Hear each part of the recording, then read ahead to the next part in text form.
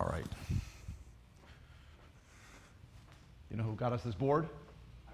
Miles Academy.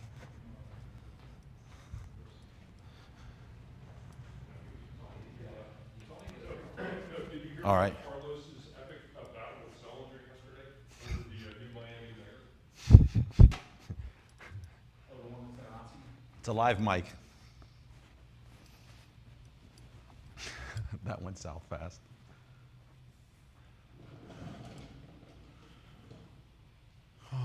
Full house. Did you have your Dungeons and Dragons this week? Thursday. Thursday. Yeah, Thursday. That was the last one. Last one of the year. Did everybody get some good Christmas spells they could use? That group's a lot of fun. Yeah, my only part that I don't love about that group is the time. I would rather be getting ready to, like, turning down and going to bed around that time, but it starts at 7, really doesn't start till like 8. And yeah, that's about it. I'm getting, now that we have multiple games going on, it's pretty much broke down to like a game that is for the wild bunch. Like, they're medically enhanced. they're just having a blast. They're like, I think, what you would imagine. And then you have another group, which I would say is very. Did that group that meets in there all meet here, or did they know each other before? No, they all met here. And you have another group which is very, very conservative. I don't know. I don't know. No, conservative's the wrong word. They're very, I'm going to say very easily triggered. For example, it's a Dungeons and Dragons game, but in there you might attack a village. You might kidnap somebody. And then somebody might get triggered by that. And it's like, wait a minute, like, it's Dungeons and Dragons. You know what I mean? Like, it's like, take a step for a second. We're supposed to, like, get out of reality. But there's a group that's like that, and there's a DM that caters to that. So, like, it works really good. And then you have the group, which I'm part of, which is, let's just have a lot of fun, but none of us can party like the first group, and we end at 10, which means we might be walking out at 10:15, 10:30. But, like, that's the group I'm in. So it's like cruise ships, right? It's like you have Disney, which is for kids. You have Carnival, which is like a shit show. And you have like the other like Royals and stuff like that that are more mature. Sure. Sure, that's it. I guess I'm more in the royal. They're more Silver Seas. Silver Seas. I'm definitely more Silver Seas. But it's really good, man. That group's really gelling. They get together outside of the group more frequently than people in this group do. They're constantly thinking of, like, things we could do here for, like, themed based stuff. I've never seen so many people go out for, like, a potluck, like, go that far out about it. Like, there was a lot of good stuff. But yeah, it's going really good. So be careful, you may end up like Pat Flynn stumbling into Pokemon. Next thing you know, he's running a Pokemon conference in Tampa. One of my main reasons for starting the Dungeons and Dragons thing is something to do that was unrelated to business, but I'm finding a lot of business angles. Yeah, and I'm trying to not, but so many things around content. There's actually so many different product opportunities that are there. It would be a great podcast. It'd be great YouTube. I mean, it's just, you could live stream a game. Like, You should live stream it on TikTok just for the monetization, right?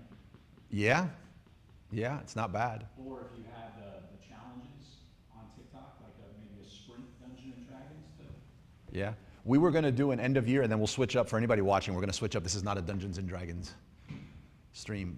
We were gonna do like a battle royale for the end of the year. Like just get this massive map, and it's like every man for themselves. At the end, somebody's gonna get a trophy in real life, but I don't know. We'll revisit it. All right. Let's. What time is it? 1:10. 1:10. Okay. Got a lot of people mentioning that they're on the way. We'll just start kicking things off. I guess officially for anybody who has questions on the stream, they can ask questions. Group announcements. Biggest one is this is our last meetup of the year. So we won't meet up again. I believe it is until the 9th. I think it was like 10 or 11. Yeah, it's the, check it out, but it's the second Saturday of January. The meetup's already announced. All of January's meetups are already announced. 10. The 10th.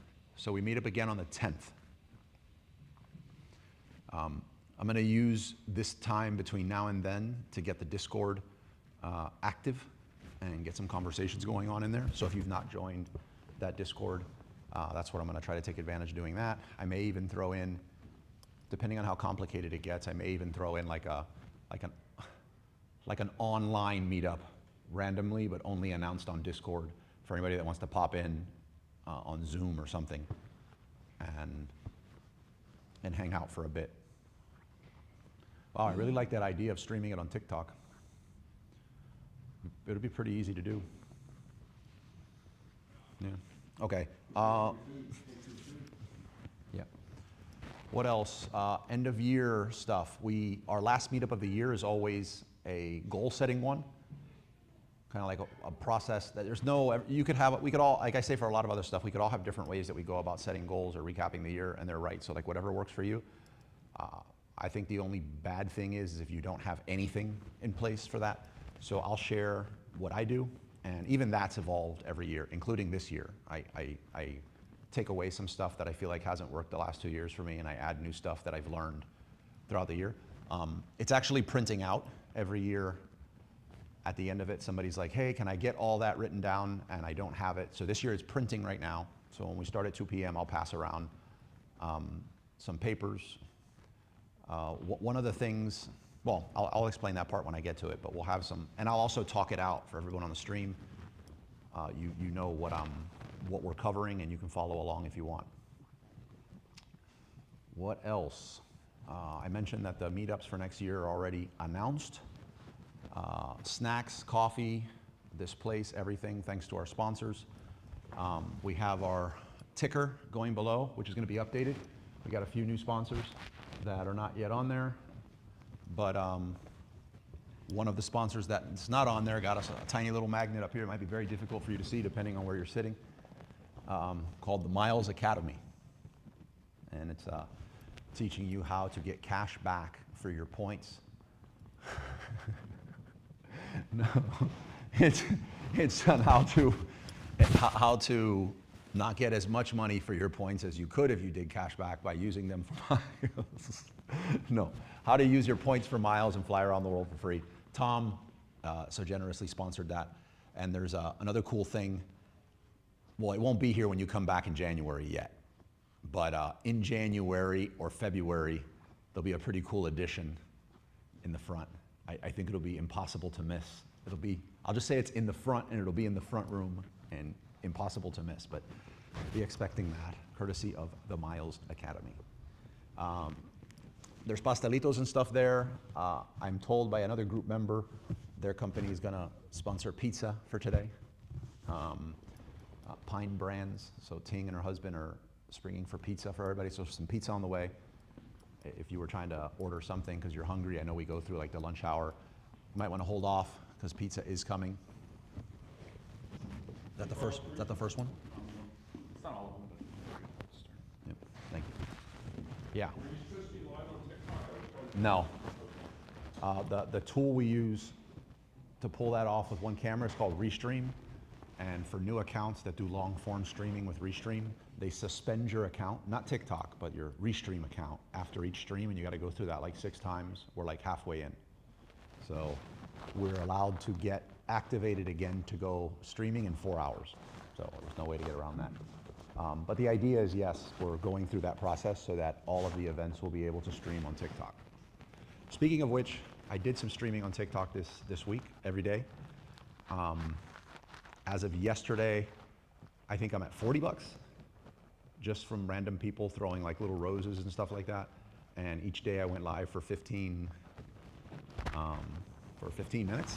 So I'm pretty convinced that if somebody, I mean, you're not gonna get rich off of it, like doing what I'm doing, but I'm pretty convinced if somebody just wanted to talk about their business and get awareness or could find an angle to be entertaining on TikTok, they totally could make some money doing it. And I would say probably more than minimum wage. So begs the question, is it worth doing your own thing on TikTok or flipping burgers somewhere? But I don't know. What else? It's hot, isn't it? Feels hot? No.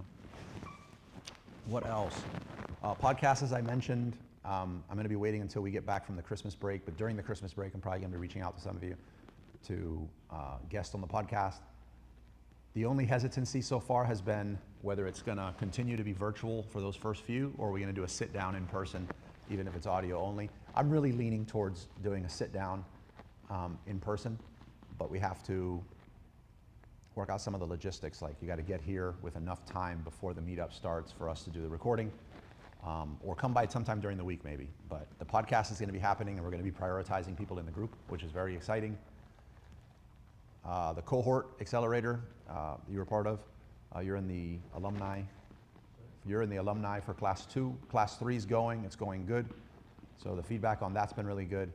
The good news now is for your class that went through and everybody else, the actual course itself, the self-paced stuff, will actually be ready early January. So you'll have access to that. Yeah, so you won't have to be 100% reliant on the transcripts or past recordings. Like there'll be a course and it'll be updated regularly and you'll continue.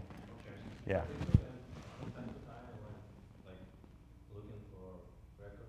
Yeah. That was the purpose of it. It was just we covered a lot, and I'm really glad I did that. I'm really glad we did the live classes first, even at discounted rates, because there's a lot of questions and things that came up that I would not have included. So that helped a lot. Yeah, the feedback was great. Today, our meetup's gonna run from 1 to 3:30. At 4 p.m., we have our YouTube meetup, so we gotta disperse or break up rather quick. I'll be hosting the YouTube meetup today because Moises is at an event, and the topic I'll be hosting or presenting on is how to make money on YouTube even with a tiny following. I think the title is specifically even with only a few hundred followers. So we'll talk about that for a bit. We have 35 RSVPs for that meetup event. So like, I have no idea where that came from, but we have 35 RSVPs for the YouTube meetup, and I didn't recognize anybody on there. So in meetup, that means nobody or 40.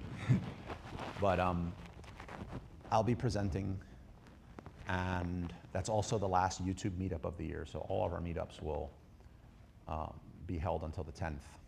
I feel like I'm missing an announcement.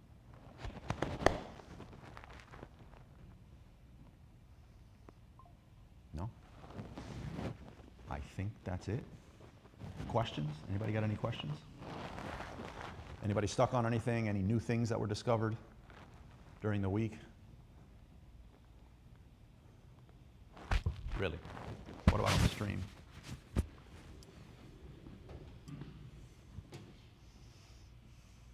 So Nano Banana, I don't know if it comes up with these names. Nano Banana Pro came out with its newest version. Have Yeah. you seen it? Yeah. I'm gonna send you, it's you. And that's with my arthritic shoulder. Looks like it's handed for most people with the right hand, but that was not bad. I'm gonna send you, can I send you a link in WhatsApp and you can share it? I won't be able to put it on the screen. What? I won't be able to put it on my screen from the phone. I don't have my laptop, but Where can I send it, where you can see it? nowhere now because I don't have my laptop. You could talk it out. I mean, it's gotten really, really good as far as like details are concerned.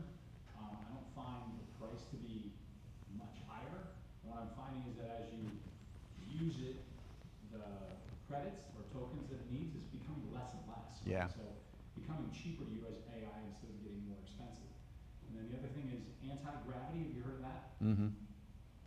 Anti-gravity is like the N8N, if you wanna build apps there, it's pretty plug and play, but very, according to developers, a decent playground, but not extremely robust. But this anti-gravity is like off the chart. Like allows them to build code right there and talk to that code as it's being built and creating your own custom, like really customizing stuff. Like with N8N, you're kind of putting in pre-planned modules and connecting them together. So think about like on a vector set that you connects, and that's all that piece can do.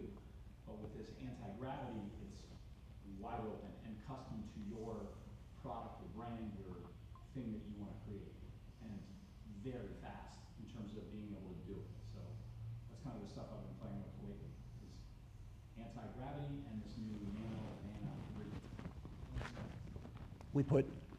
We put some of our graphics people on Nano Banana to a bit back, and it's pretty much, I'd say almost immediately, 80% of what we normally needed to send off to a graphic designer, we don't need to do it.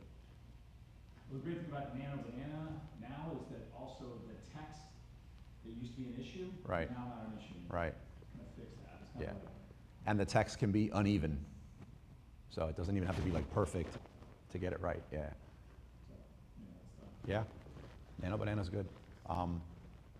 It seems like, yeah, Nano Banana Pro. But a lot of people are using, in the Amazon space, a lot of people are moving towards it, which is good. That's got to really stink if you're in the position of somebody who's, you know, your entire business was built on what Nano Banana Pro does. Well, the good news is that if you're building this, if your agency had not relied on it before, the good news is if you build it and you're an agency, most people don't know about it anyway. Right.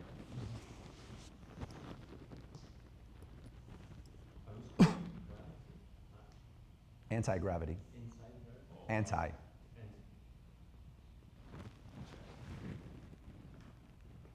Can't tell. Can't tell what. The quality is real life and on. Yeah, that's wild. I like it. I like it from the point of view that, please give the cube to Tom. He's right in front of the cube. Well, no, he moved away from the cube to show somebody a laptop, but let me see. Have it shown what it show? Like if you wanted me to put like, see how the bottom was nano banana? Or at least at the top GPT image, we used to actually make it so that it's kind of obscured in the back. Still really good, right? And then at the bottom, well, I guess bottom right of your screen, that's the Nano Banana Pro. Pretty wild, right? How detailed it's gotten. Yeah. Looks like a real picture.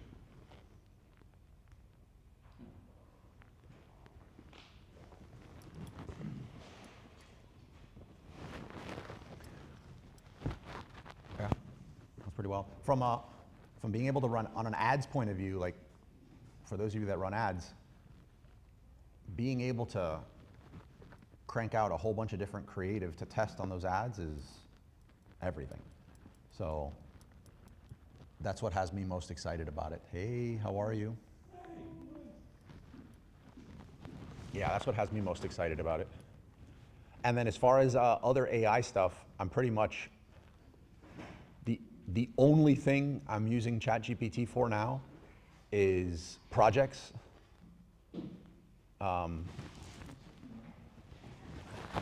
Is projects.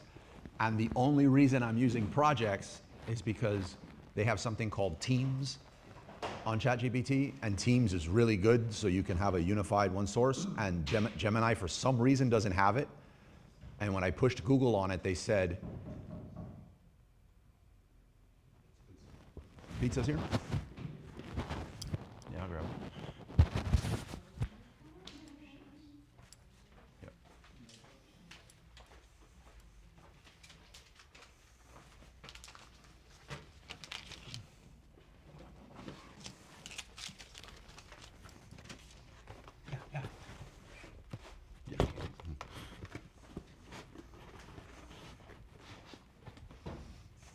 Pizza, guys.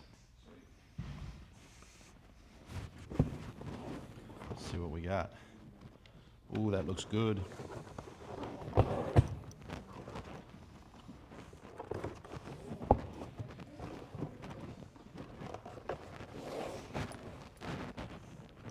me get a coffee while I'm here.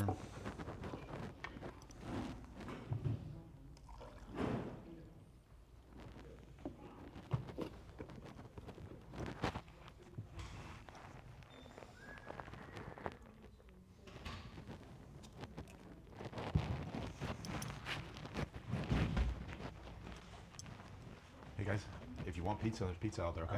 Yeah. Yeah, I know. Welcome. Hey, How are you? I know you. How are you? I'm Carlos. Eddie, nice to meet you. Pleasure. I got a Nice live to mic, Chris. sorry. Nice to meet Pleasure you. in person, yes. In person, Welcome. yeah. Come. This way? This way.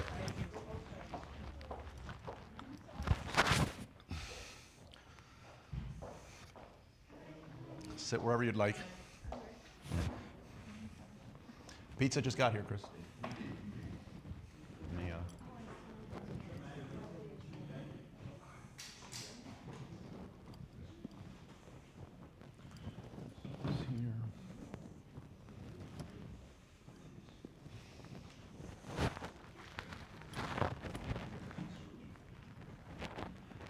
Ali, the pizza got your attention, huh? I saw you were like, is he gonna come say something? Unless I misheard from GC, you guys are in a band. Two bands. Yeah, two bands. She was telling me about a tribute and like, I don't know, Alanis Morissette. I don't know. I was falling. Alanis Morissette. She's like, can we please go? Can we please go? Oh my God, yeah. We're setting one up now with the Shakira tournament. Two bands. So we have the original band and then we have the tribute band. Okay, I'm dying to know more of that. I'm dying to know more about that. All right. By the way, the pizza today is sponsored by Pine Brands. That's all I'm allowed to say. There's what is it, an NDA that says I can't say anything else. Good to see you, Ting. It's been a bit. All right.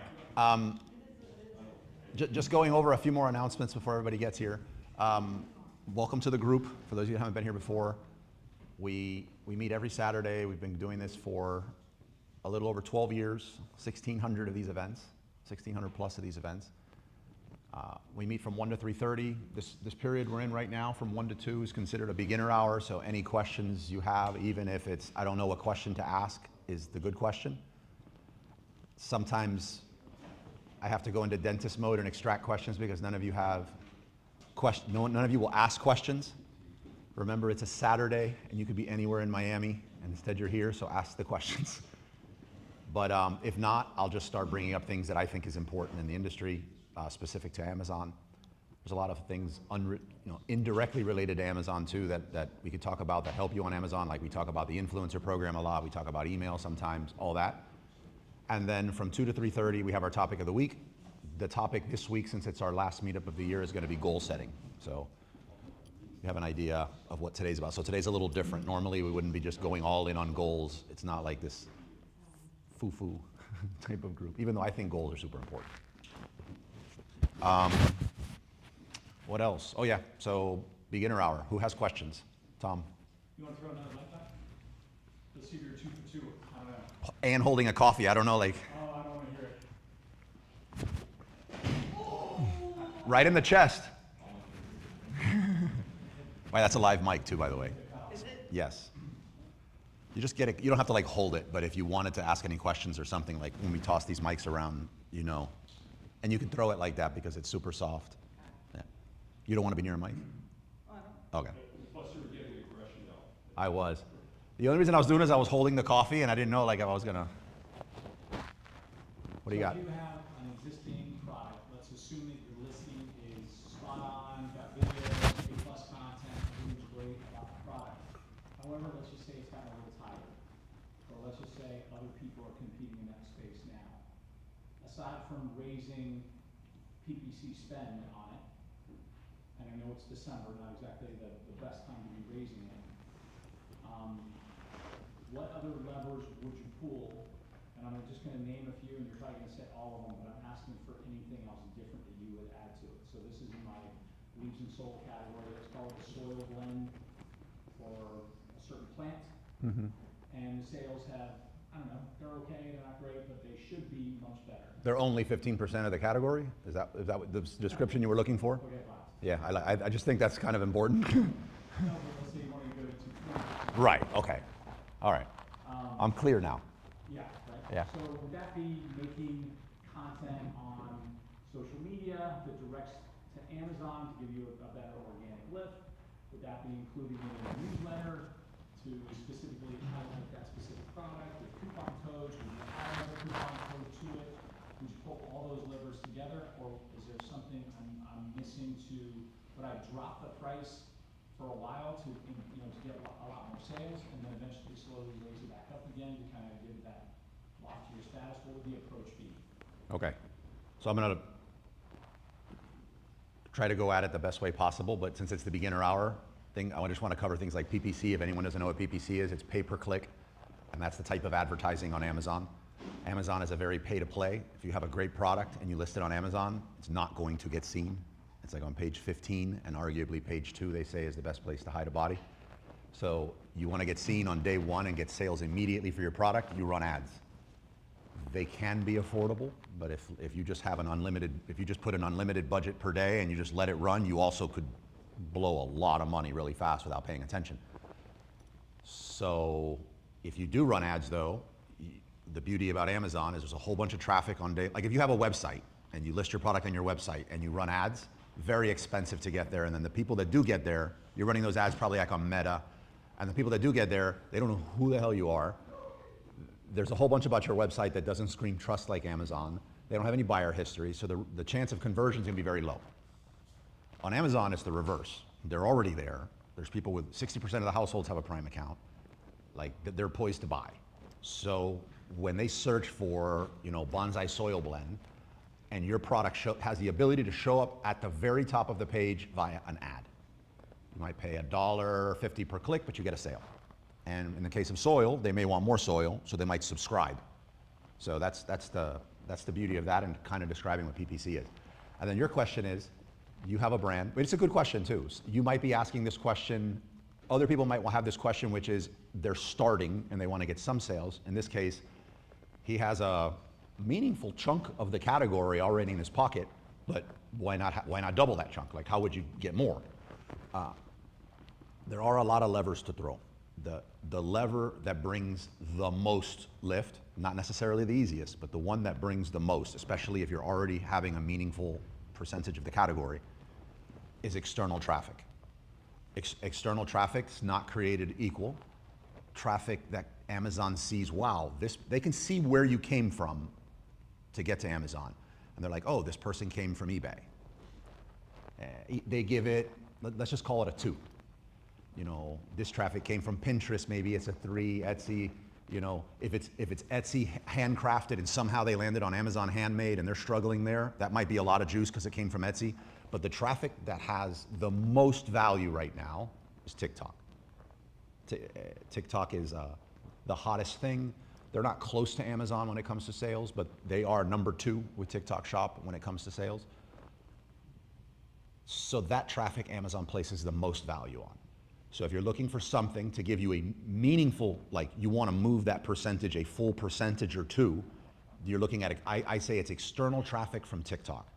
Because not too much of it will give you something good. If you're looking for something that is maybe more affordable, and I just happen to know you're already on that train, is external traffic that comes from your email. You have an email newsletter. You want to be able to consistently send some traffic. You're now, since you can consistently do it, say each month you normally brought no traffic.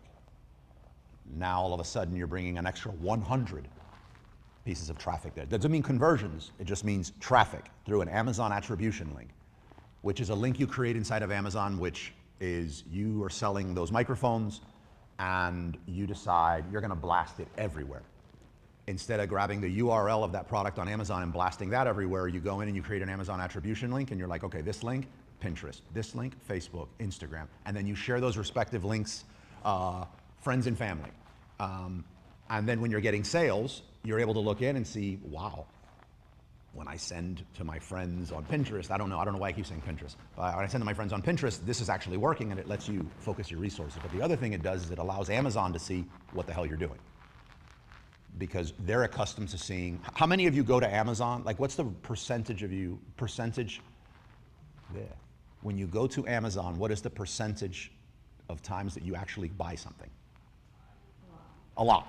It's very high when you do go to, well, don't count your product research. When you go to Amazon because you're thinking of getting something, how often are you transacting? A lot. Yes, let's just say it's over 50%. No, help yourself, bro, help yourself, you're still growing. Which one did you get, by the way? Really? There's another one in there that looks like a mix that looks good too. But no, go ham. You're picky? Papa John's meets your standard, is that what it is? Well, so what is the benefit of that attribution link other than Amazon knowing where it's Well, two things, but Amazon knowing where it comes from matters because what we just said, the majority of people that go to Amazon, they convert at 50%. I'm just saying, let's just say 50%. And a conversion is actually adding to cart and actually buying. Both of those are huge, amazing signals on Amazon. Believe it or not, there's a lot of people that just add to cart. My wife is actually one of them, and I thought that breed didn't exist. Yes, but now that we share an account, I go in there to check out, and now I have to go through this dance of like, because if I delete anything from the cart, my wife's gonna be pissed. So like, right, so like save for later. But not me, I go in, I'm not saving anything. And I buy, but a lot of people do. So add to cart is a great signal as well as buy. So when Amazon sees 50, let's just say over 50% going in with that behavior, now all of a sudden you're sending a link to your product to all your families and friends, your weak social media, your neighbor, all this stuff. What rate do you think they're converting on your product? Not 50%, right? Much, much lower. So if you're Amazon and you're like, the longer people stay on my site, 50% of the people that come to my site, they convert. And the longer people stay on my site, the more they buy. But these people, they're just coming, not converting at 50% when they see this product, and they're bailing. What do you think they think about your product? That's not good, right? So one of the things the Amazon attribution link does is it communicates to them, hey, look, I'm putting an effort into doing this. Don't treat this the same way you would everything else. So like, there's a lot more to it, but that's the best way I feel like you can understand it. So that's big.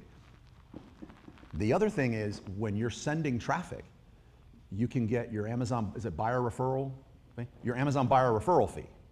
So if you're sending the traffic, Amazon takes a fee for the transaction. You can claim money from that back, like if you sent it. So you're gonna be more profitable per sale when you run it through that link. So two big benefits. And if you're running ads, that could be the difference between those ads being profitable and losing. So those are the two main ones. And then the third one, I would say just internally, you're gonna get to a point, when you're starting, it may feel like you're never gonna get there, but you're gonna get to a point that you're like, I really wanna, like if you're really just all into the data, you really wanna know what you're doing is working. And if it doesn't work, try something else. You're not gonna know if you don't have those links. What did you call that link?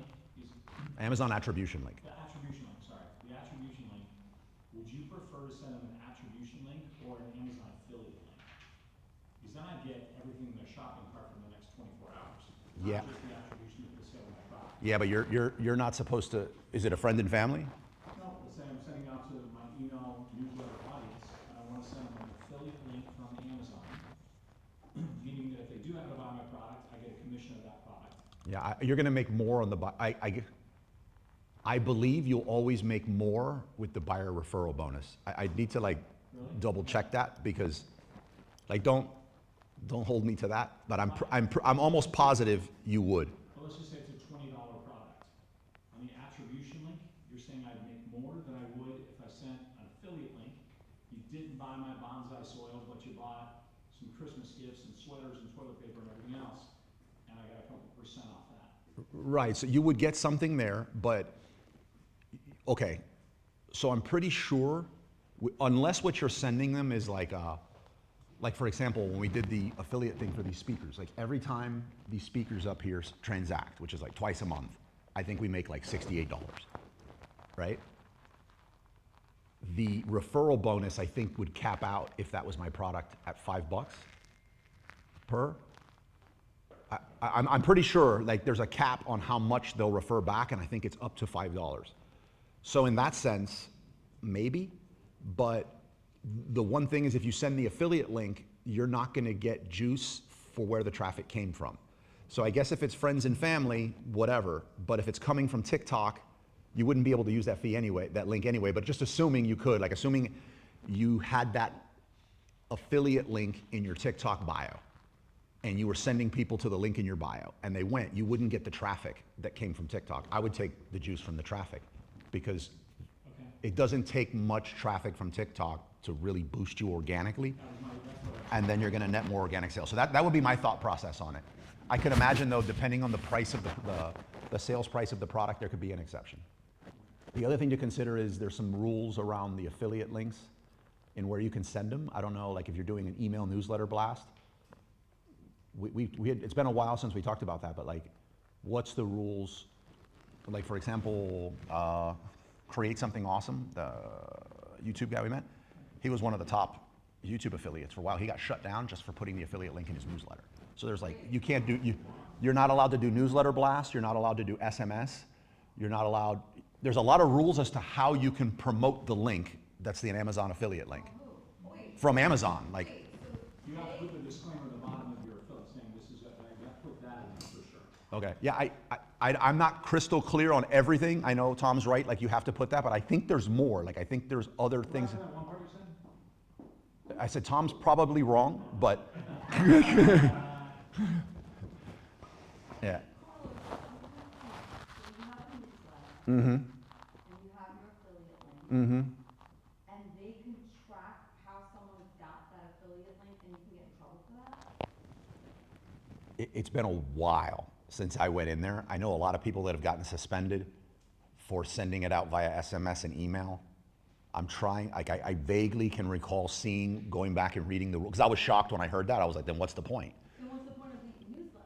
No. Right, but I think it, What I've been told is that if you don't put that disclaimer at the bottom, that hey, the sender of this could make an affiliate commission off of this, that's when they're flagging you down for not putting. yeah, and it also has to do with how you presented it in the email. Like for example, you can have the affiliate link on your website, but if the page that link is on is making certain claims or is being too pushy and a bunch of other things as to how they're recommending it, they'll suspend you from the, so it has to do with like the way your email's structured. If you're very salesy, that's what could tip it. So it's not just having the link there, there's other considerations. Now, how could they track that it came from an email?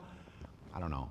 I don't think they would know it came specifically from an email, but Amazon hires some really smart people, and they just, it's like this.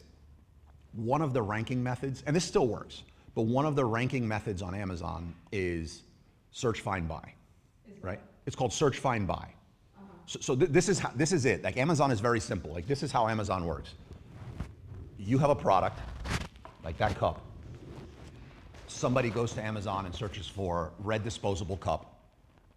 They get they convert on your product. You now rank better for red disposable cup.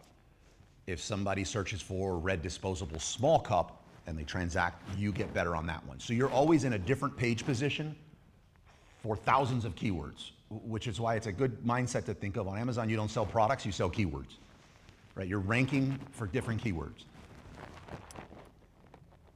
That's all how it works. So what happened is, we ruined stuff. We were like, really? That's how you work algorithm? Great. So I get a friend of mine and say, listen, go to Amazon, search for red cup, go to page 13 and look for this image. And then she goes and she does it and she transacts, and the algorithm's like, we love that, and they rank you and they rank you, and that's how people would rank. So sites were created to do this on your behalf.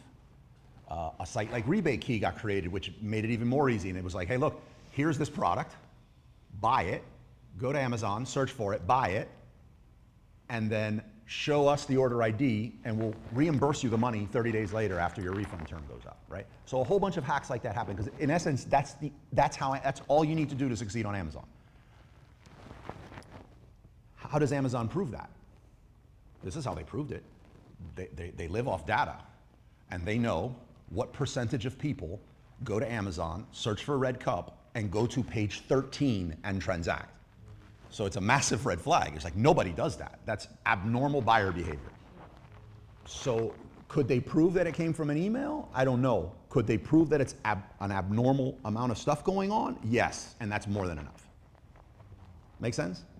Yeah, I'm still just kind of going back to my, that makes sense, and it's a good point. And it's a little bit of a separate point in my head to like, okay, let's say you spend all this time putting these emails together, your email list, and you just put a new one, right? You put your email list. Oh, I have this, you know, and if, let's say at the end of each one, let's say you're like me, you're like a home decor thing, and like, I love this, this, and this. Like, I can actually get in trouble, and I didn't do this yet, but I want to, like, they can say something about me putting literally stuff I bought to people. No. I would just glance at the rules. Plenty of people use it via email, but it depends on how it's used. Right. You know, just get clear on the terms of service. Like if it's going to be an important, at the end of the day, if you the whole thing, if you treat it like a hobby, it's going to pay you like a hobby. If you treat it like a business, treat it. So like if this is going to be like a meaningful part of your business, just really bone up on what the terms of services are there. Ask them specifically, like, hey, look, this is what I got going on. Is this okay? And go from there. That's not a major part of my business. Yeah. So it's been so long since, I mean, I don't know how many times the rules have changed since then. So let me ask you something, your new newsletter. when Yes. you started, do you plan on putting any affiliate links in it?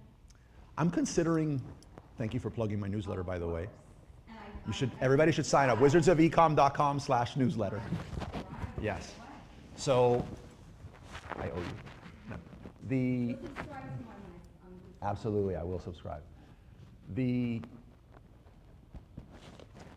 I would consider like one of the things we're going to talk about today, one of the ways I stay current on my goals is I do daily journaling. It's not for everybody, but I do daily journaling. And I've done freestyle journaling. I've done different types of journaling. So the one I do now is a combination of like freestyle and prompt-based journaling. Not AI prompts, just prompt-based journaling. The person who put the one together that I swear by now is a guy named Brendan Bouchard, and they're great. I think they would help people so much that I'm including it in today's presentation, and I talk about it all the time. I would link to that in an email that was talking about how I think this fits into you being successful in your business. And when I did, I'd probably go check the terms of service again right then and there and just say, hey, what's the skinny on including this in an email? What's weird about that though is like you always say that like Amazon loves when you direct outside traffic to Amazon, so that's what we're doing. So why is that an issue? I don't know. I was shocked when I heard of people getting suspended for it too, but well, it's not, I mean, it's very different, but not so different. Like for example, Tom, he's got an email newsletter in the finance space, right? So, Miles Academy?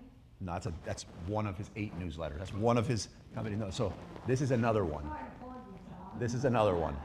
This is his other finance newsletter. So he has one of those newsletters. There's, correct me on this, but there's, he has one, it might be Miles Academy. It talks about credit cards? Yeah, so Miles Academy talks about deals on credit cards. So if anyone's looking for a great deal on a credit card, and he knows all those hacks where you just get this card, it's gonna give you like a bazillion points, and all you need to do is spend X and X amount of time and free, and all these hacks, right? So he's gonna recommend a card, but he has to be careful in how he recommends the card. He might on one card be able to show the image of it and another not, and another one you can't link to a certain page. So there's a lot of regulatory stuff around how certain things can be recommended in the finance space. Why? If I was a credit card, I wouldn't care. I'd be like, share it. I don't care how you share the image, share everything. Like, that's more credit card people for me. But apparently, there's more to it than that. And people smarter than me decided that this is a thing and it can't be presented in a certain way. So I'm assuming Amazon has their same reasonings as to how their links are presented on the web. Yeah, but just check it out. It'd be good to find out. You research it, come back and tell the group on Discord, because we're gonna get active on Discord. Yeah. Is there any activities on Discord? Currently, there has been 2 messages on Discord since we began the migration. My goal is during the Christmas break, because we don't meet again until, I think, the 10th. I plan on, this is the last, Last one? this is our last meetup of the year. Well, Yeah. there's 2 more weeks though. 3 more weeks. Yeah, a Christmas break. I gotta go on daddy mode. At some point, I need to think about what I'm gonna get my wife for Christmas. Hints? No. No, I've been there, done that. I got a steamer. Steamer and dumbbells was one of mine. Huh? Louis won't let you. Yeah? Louis is good. She said, just pay attention when I say I like this thing and make a mental note of it. And I was like, okay, I can do that.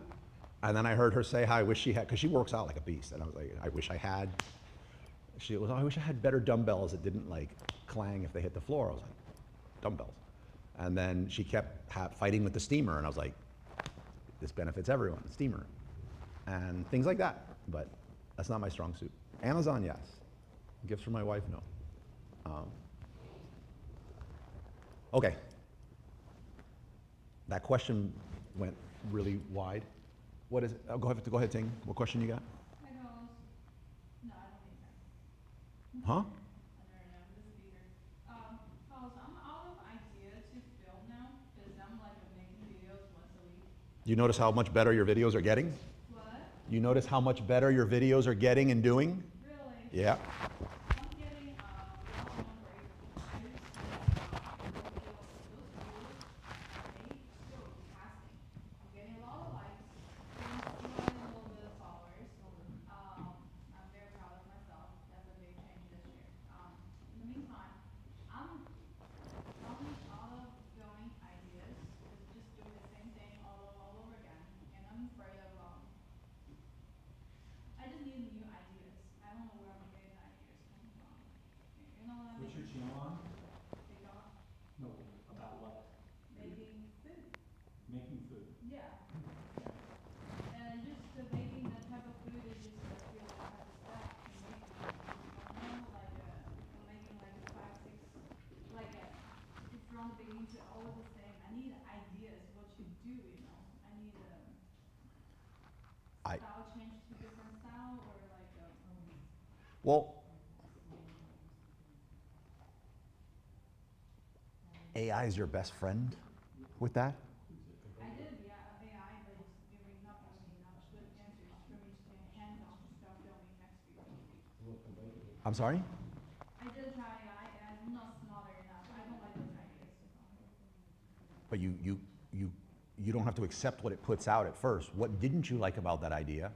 And then have feedback. And like, what you didn't like about the idea was what? Like, you know what I'm saying? Like, you don't want to say too many specifics about your product, I get that, but there's,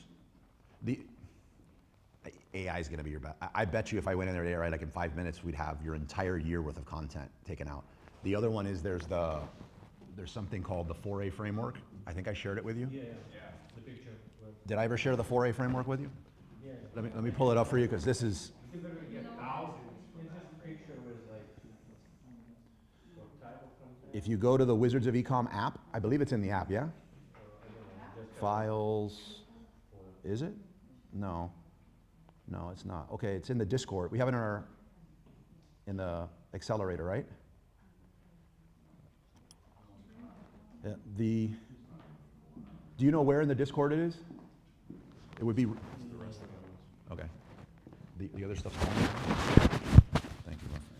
Let me pull this up because this is going to help you a ton. Okay, hold on. Resources. Yeah, here we go. The 4A method. So, when I was getting into writing and email marketing and newsletters many years ago, there was a course, it was like the most expensive training I went through. It was like $40K, right? It was worth it. But the number one thing that I took away from it is it was the class was called Ship 40 ship 40 and 40. And it was in 40 days, publish 40 email newsletters and get 40 sales from those newsletters. It didn't matter if you were selling something for $1. Like, and most people did that because they didn't even have an offer. So, but the number one problem most people have when they get into that is, I don't know what to talk about. Like, I don't have enough to talk. I don't have 40 things that I could talk about. The first thing is, if you look at where most content's created, say like magazines, let's say newspapers, you probably immediately think like you can only talk about one thing once, or you can only cook that thing once. First of all of TikTok didn't see it.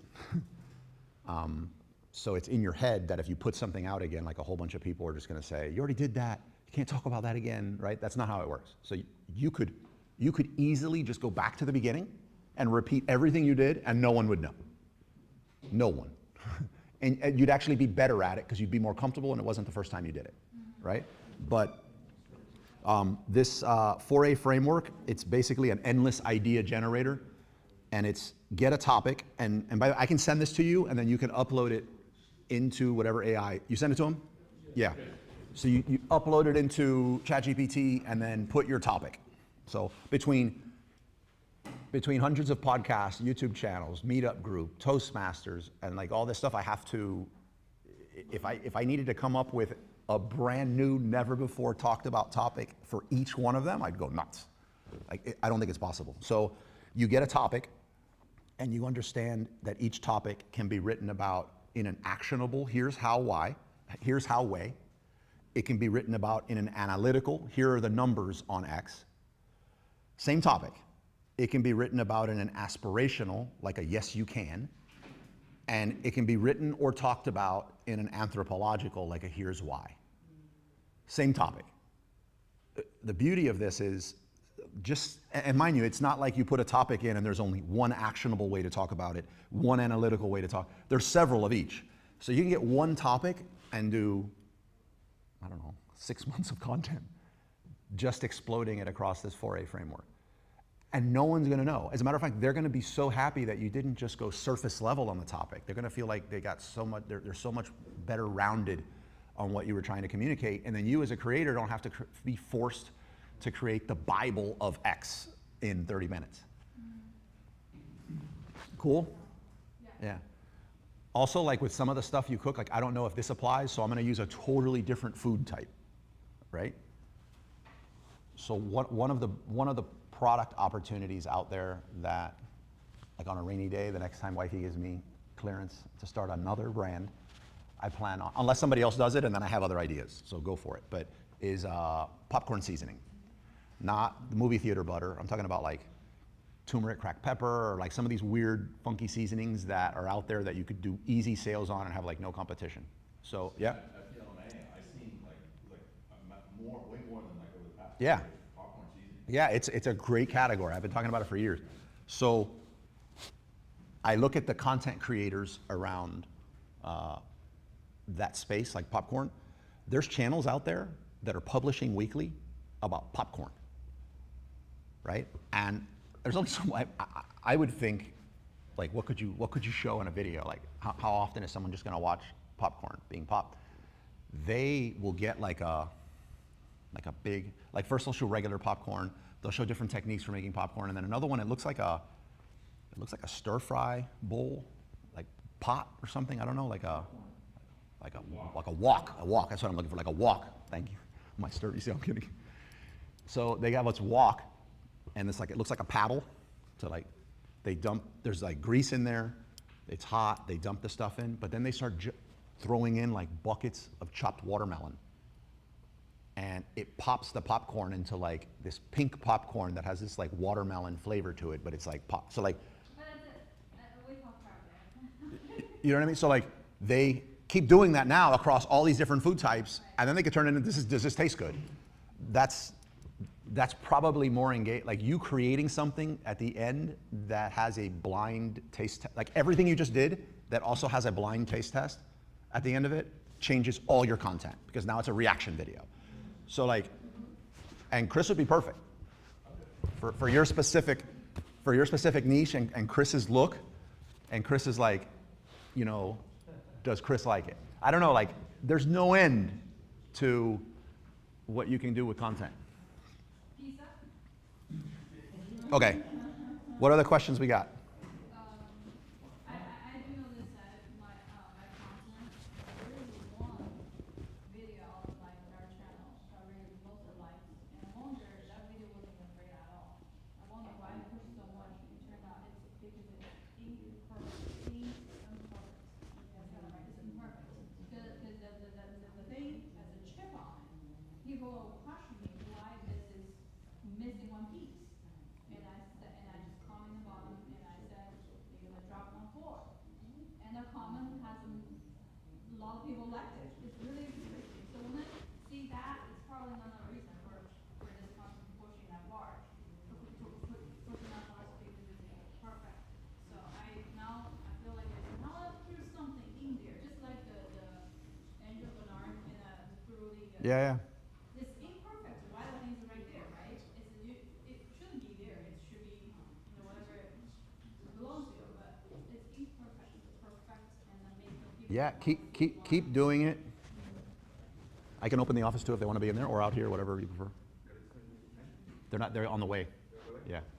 So just keep doing it, and you're going to see that channel is going to be a great traffic source for your products.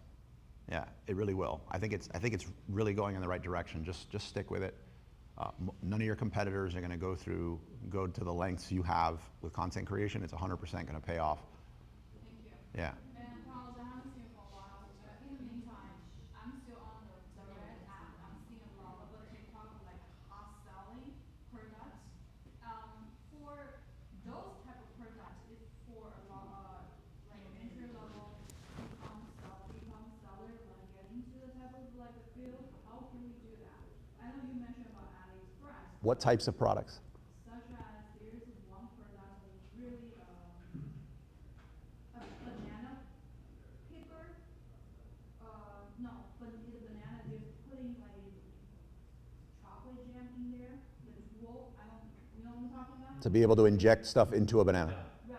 That's like selling $30, I believe, that brand. I don't remember. So And how we, this is the breakdown. So if there's a product yeah, and it's very clear on how to search for it, and people are searching for it, Amazon's the #1 spot.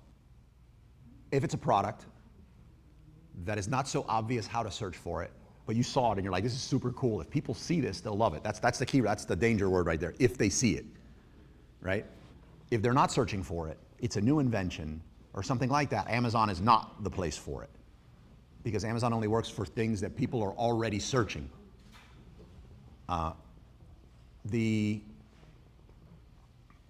If they're searching for the product, but it's a very low selling point product, say, and nowadays it's like 20 and lower, let's say $15 and lower, yeah, it's probably a better play on TikTok Shop. I would even say if it's $20 and lower, it's probably a better play on TikTok Shop, and that just has to do with a lot of the inbound shipping fees. So like you get a product for, let's see if I can do this. Say you get a product for $6 from China. By the time it gets over here with shipping and everything, it's what? And tariffs and everything, I don't know, rough numbers, say we're at 10 bucks. Then you got to ship it into Amazon, right? So you got those landed costs. Huh?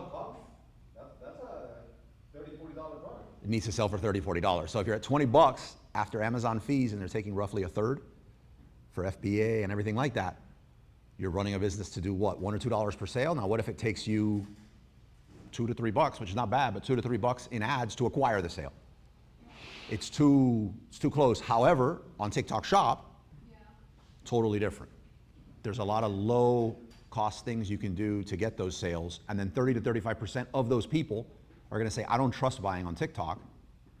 I have a Prime account.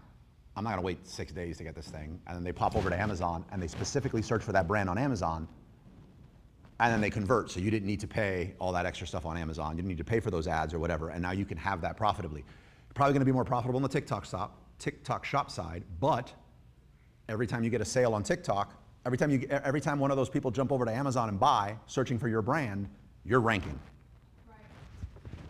I don't want to deal with Chinese sellers. Once I see those type of products in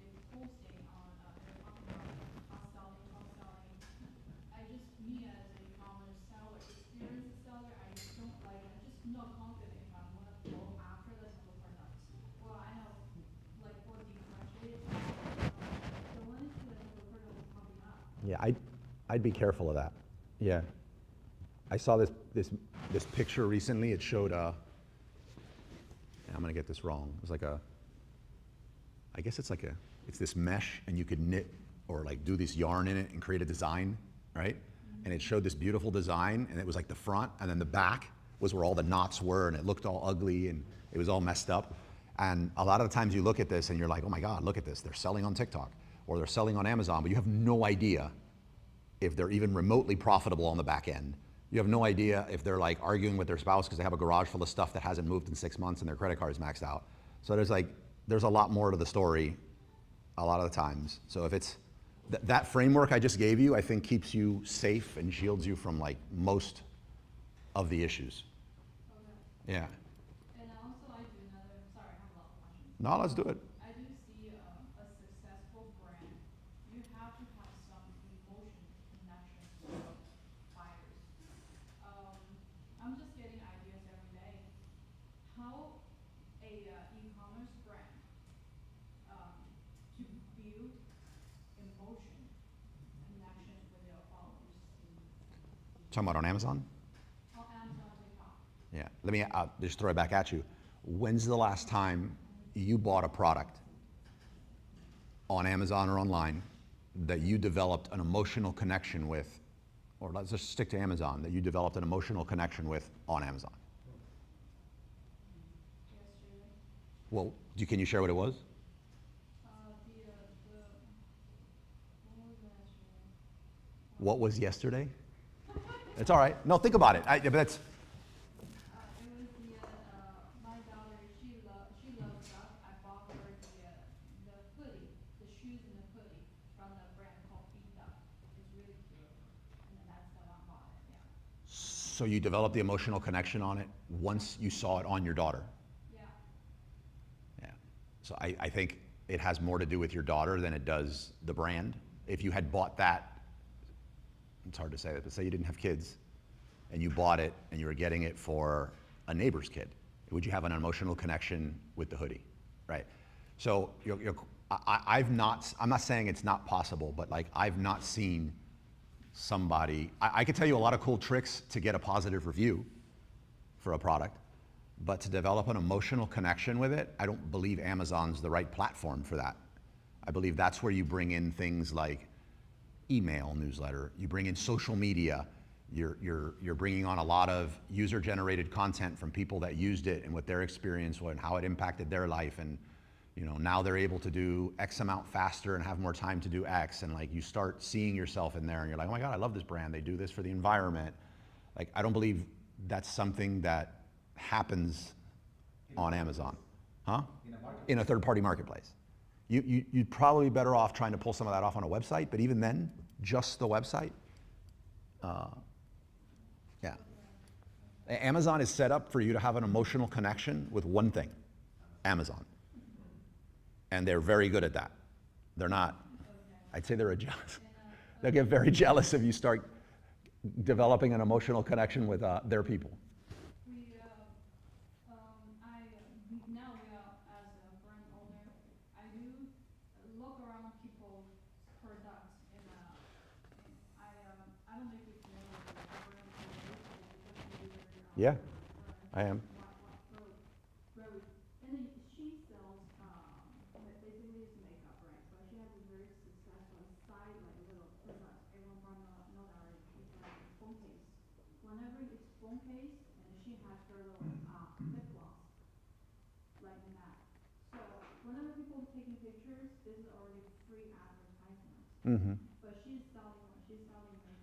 So that makes me think, our brand, is there anything that in our related, we can make like a free, such a thing, like a hoodie or something like that, and it just makes me think, you get what I mean? Just like around this is our core, our products, but around our products, I wanna create something that increase the brand awareness.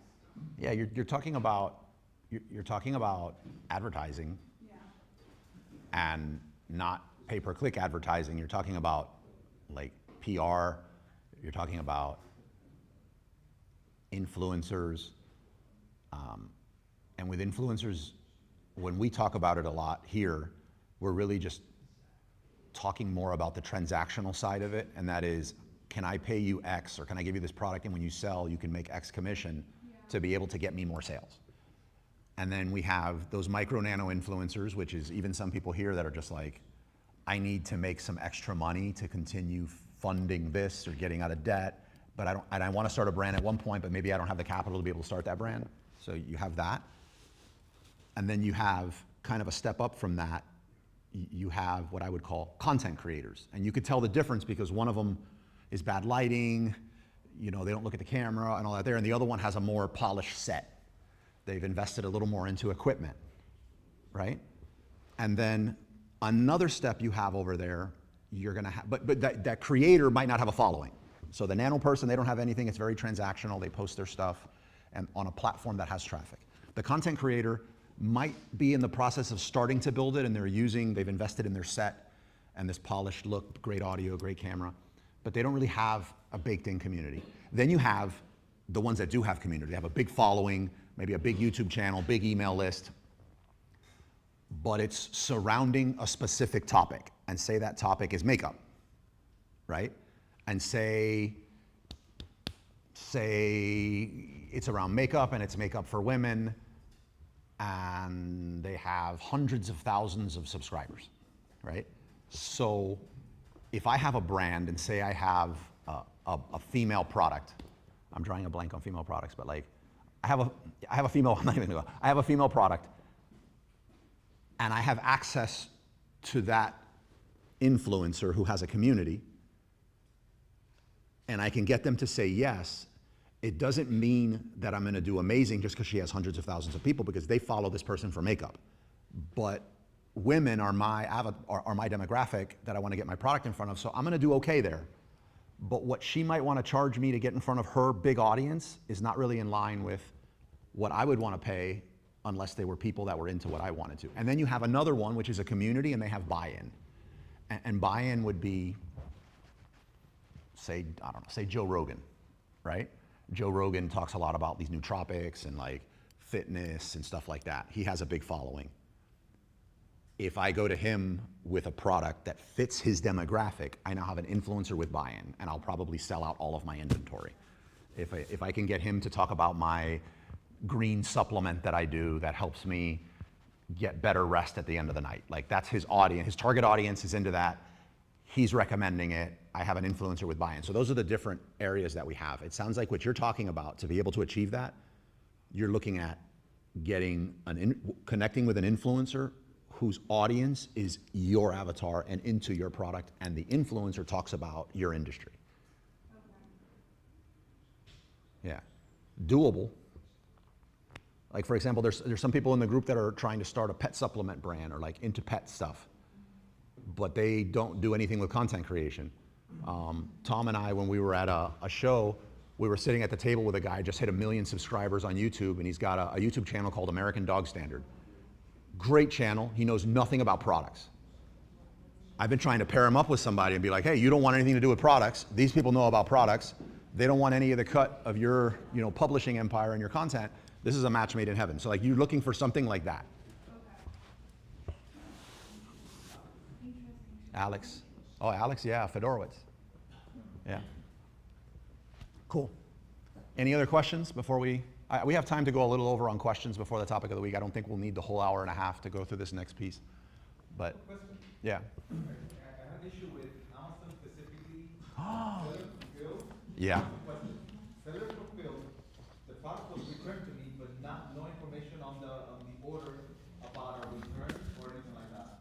Amazon issued an AOC claim for it. I'm fighting it. I'm saying the order doesn't show the information. There is no return. There is nothing. They investigate. The customer did return it. Just nothing shows. No information whatsoever on the return. Have you ever seen anybody seen something like that? I've never. Seller fulfilled Prime? Yeah. FBM sale. Oh, an FBM sale. They return the product, but the order does not show any return information, any return request, nothing. So eventually the customer goes like, I returned it, give me a. Let me just see what it looks like. I've never seen anything like it. Sure. Let me get one.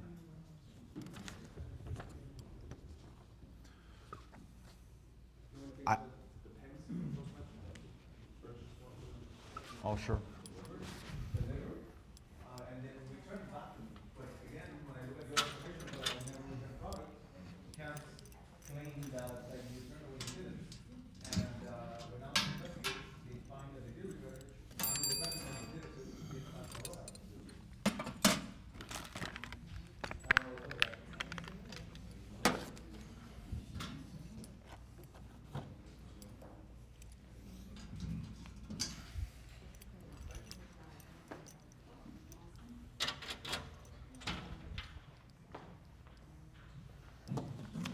And then this one? Done that one too? Yeah.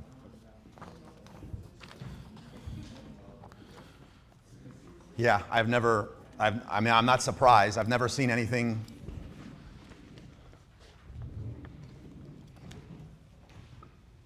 Let me see when my kids are going to get here, so.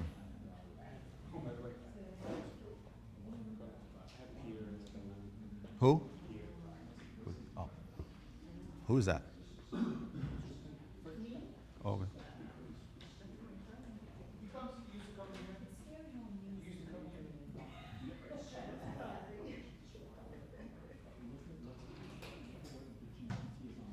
All right.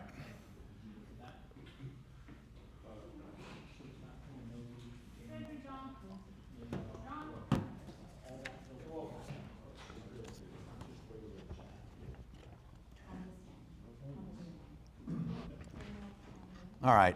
So each year that we've done this, the thing that's been asked is if we could have a printout or something. I've never done a printout, so. No, it's not. Don't get accustomed to this. I don't do slides and I don't do printouts. I'm looking at this for the first time myself, so hold on. Look, you can, if you don't, oh, here's some pens too, by the way. Anybody want pens? In case, anybody that does want to, you know, just throw it, yeah. You have some pens, you want a pen? Thank you. You got pens? Well, some people came prepared. Over here in the peanut gallery. Oh, no, yeah, trade you. Yeah? All right.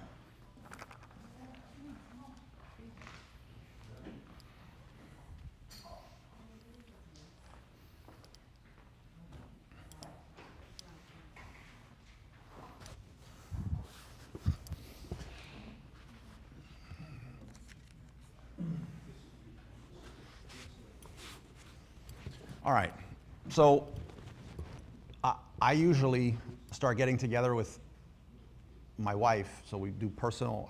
I don't think it's impossible to do, like, say, business professional goals and not also have personal goals, because I think otherwise, many years I just created a whole bunch of professional goals, and all they did was be at odds with my wife and I's personal goals the entire year. So I don't think you can do one without the other, and by the way, this is just what I've developed over the years. You could have your own thing. I think the only wrong thing is if you don't do it. Just do the exercise. Not this exercise, like do the exercise of creating goals. I found that it takes more than one afternoon to do, which is why I usually don't wait until, New Year's Eve. Just 11:59. right, and start writing them down. For me, it takes about 6 half days. So at this point, it takes me about 3 full days, at least 2 or 3 of those sessions, half days, kids somewhere else with my wife, and I do my professional ones with her too, to make sure we're all getting on the same page for a lot of this stuff. And we've gotten pretty good at it, at hitting a lot of these goals. So I'm hoping some of this stuff actually helps you. What I will say is I have found that anytime I have tried to not write my goals out, like physically write them out, and I've just gone digital or tried to keep them in my head, it was really, really bad. So the act of writing this stuff out actually really matters. I don't know why. That's what's happened to me. But personally, I enjoy writing, so doesn't bother me at all. If you hate writing, I'm sorry, I don't know a hack around that. I've even attempted one year to talk them out and capture them on Dragon Dictate, and that was really bad too. So just bite the bullet and write them down. It's, you know, the success of your next year is in the balance. All right. Another thing that I've noticed over time, since I don't wait until New Year's Eve to start creating these goals, is any time any of the goals, say that we finally finished everything November 1st, any one of those goals that was like, okay, this is what we start doing on January 1st, they all failed. They all, if it wasn't like, what I took from it is the momentum you have on that goal throughout the last few weeks of this year, this year or 2 weeks of this year, are really, really important on how those goals get executed on in January 1st or early January. Let's say it's something like you have a goal that is to sign, I don't know, I don't want to use the gym one, but you have something that requires you to actually sign up and start learning X thing in January. You should, what I would call momentum on that thing, you should do what I call a content diet between now and then on that subject. Find out who are the people that are where you want to be in that. Follow them, consume their content. Just the act of consuming as much content on you on and trying to get ahead of it so that when you do start the class, you're ahead. That's momentum. But there's no excuse not, even if you have something that doesn't start until January, like you have to physically attend, there's plenty of things you can do to get mentally prepared for that.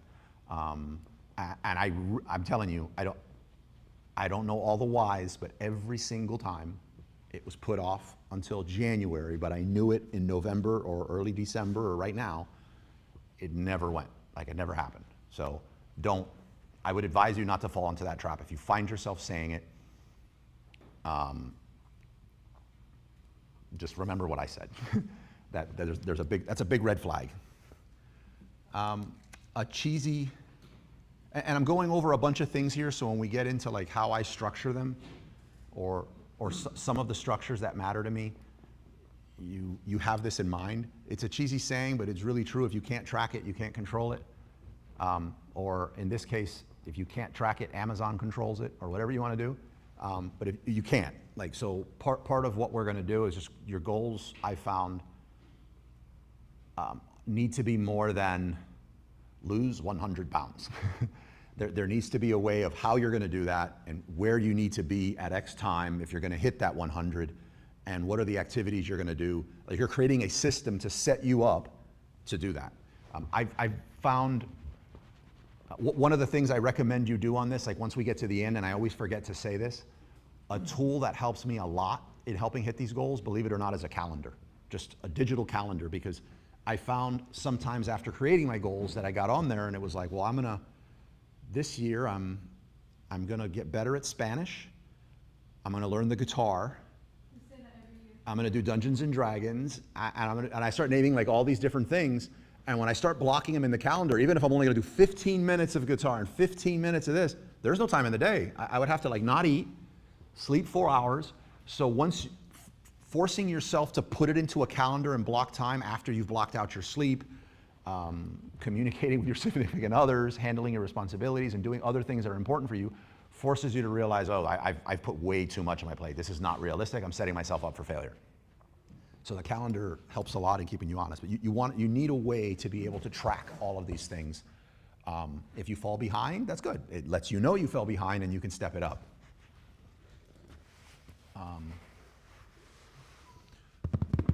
Let's see. Oh, here's one that I do frequently. So each week I try to, but as part of my journaling, but sometimes it's every 2 weeks. I never go more than 2 weeks. I have on my calendar at least a little bit every day, but I have 1 day a week that's completely blocked out, which is for me just thinking time or creative time, like whatever you want to do. And on the time where I have like a full day for that, I go through an exercise which is if somebody, I didn't make this up by the way, but I don't remember where I first heard it. If somebody was to have followed me around the entire week, would they be able to know, without us talking, like, would they be able to know what my priorities are? And if they followed me around for a week, what would they think my priorities were? And if, you gotta be really honest with yourself. If a person following you around would not have known that your number one goal is, you know, whatever it is, then that's a really good indicator that you've dropped the ball. So like, I use things like that as a reminder to make sure that I'm doing the right thing. It's also something I do a lot of stuff with my team members. I was just doing it with a team member yesterday. He's really open about it, so he doesn't mind if I were talking to Moises, and he's doing great with YouTube. But he's not hitting certain goals that he wants with YouTube. So I was like, okay, like what? So we do these 6-week evaluations, and I was like, hey, look, the last 3 6-week evaluations you have here that you scripted for 2.5 hours in the morning. You're putting in 2.5 hours a day towards this thing, but your full-time thing is YouTube. Is that a full-time effort? Is 2.5 hours a full-time effort? And it was like, whoa, you know, if somebody was walking around with you all day, what would they say your number one priority was? And he said something totally different. So like, it helps you get some perspective. Any questions so far? And by the way, any tips that you do, like any like little mental games you play to help, you know, get clarity on what's going on? Ramon, you do goal setting or no? Of course. Yeah? Usually have it on your wall, like I have a dry erase board, you have it on your wall, and you look at that every day, it kind of reminds me if I ever way away from the goals. It reminds me to stick to what I gotta do. Okay. Anybody else? Tom, you don't do goal setting? Probably not, right? I found a really interesting one the other day. It was about Warren Buffett. Mm-hmm. I don't really think it's appropriate for us here because we're not Warren Buffett, but it said he has a rule called the 5-25 rule, where he basically says write down 25 things in your finance, your life, et cetera, that you want to accomplish, and then rank the top 5, and take the other 20 and throw them all in the trash can, and only focus on those 5. Now that's him, you know, he's also more seasoned, his business is more mature, so for him, that's what works best for him. So I think it depends on where you are in your business or business is, if that would apply to you, but I thought that was a really cool way to just basically say, maybe make a really big list and focus on the things that you maybe want to keep, projects that you're going to work on this year, and the other ones that you want to keep, I don't know, kind of in the vault for a later day maybe, so. I like it. That's good. Anybody else want to chime in before we move on to the next section? No? Yeah? Ladies Yeah, first. so I totally agree with a short list, because truthfully, if we have family and other interests, which by the way, our interests could be in that short list, there's only so much you can do. And so I do the same thing where I commit a day to, you know, where am I with my goals? Am I closer? Am I further? And I will literally measure that week. It's usually on Fridays. I'll measure that week and be like, am I closer to the goal? And examine like, why wasn't I? What did I do that week? And then literally plan for the following week.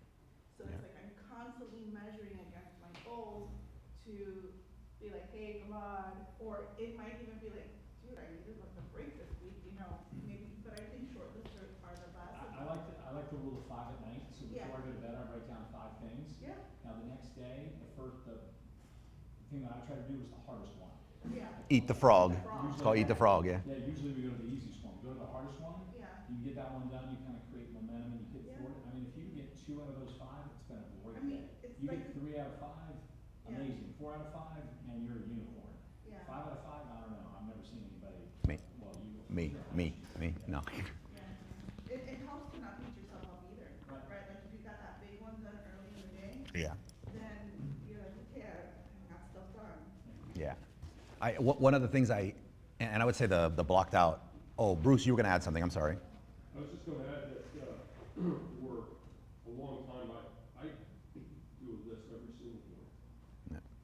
And, sometimes I'll have a major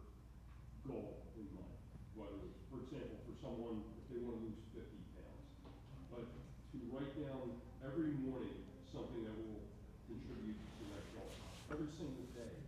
Not just put it up on the board on January 1st or January 2nd, but if you do, you'll get it done. It's almost a guarantee. Agreed. I find myself always calling it my to-do list, but something I check myself on a lot is that daily list. I call it priority list. To-do list, anything gets added on there. When you go to add something onto a priority list, it's like, oh no, this doesn't go on this list, this goes something else. So the list I have in front of me, I feel like a lot of what we're touching on, I wasn't gonna bring this up until there's 6 sections that I broke this into, and I wasn't gonna go into this till section 3, but I think it makes sense to talk about this now, this journal one, because we're talking about writing stuff down and writing stuff down every morning. I really think that's really important. Whether you do it, just writing it on a sticky note or whatever, it doesn't matter. But I'm just saying, for me, what's really worked is a journal, specifically the one that I have here. I'm gonna share the prompts that this one has just quickly. You have it, and kind of like why I think those prompts are important. So one of them is just a message to yourself. It kind of sets your intention for the day.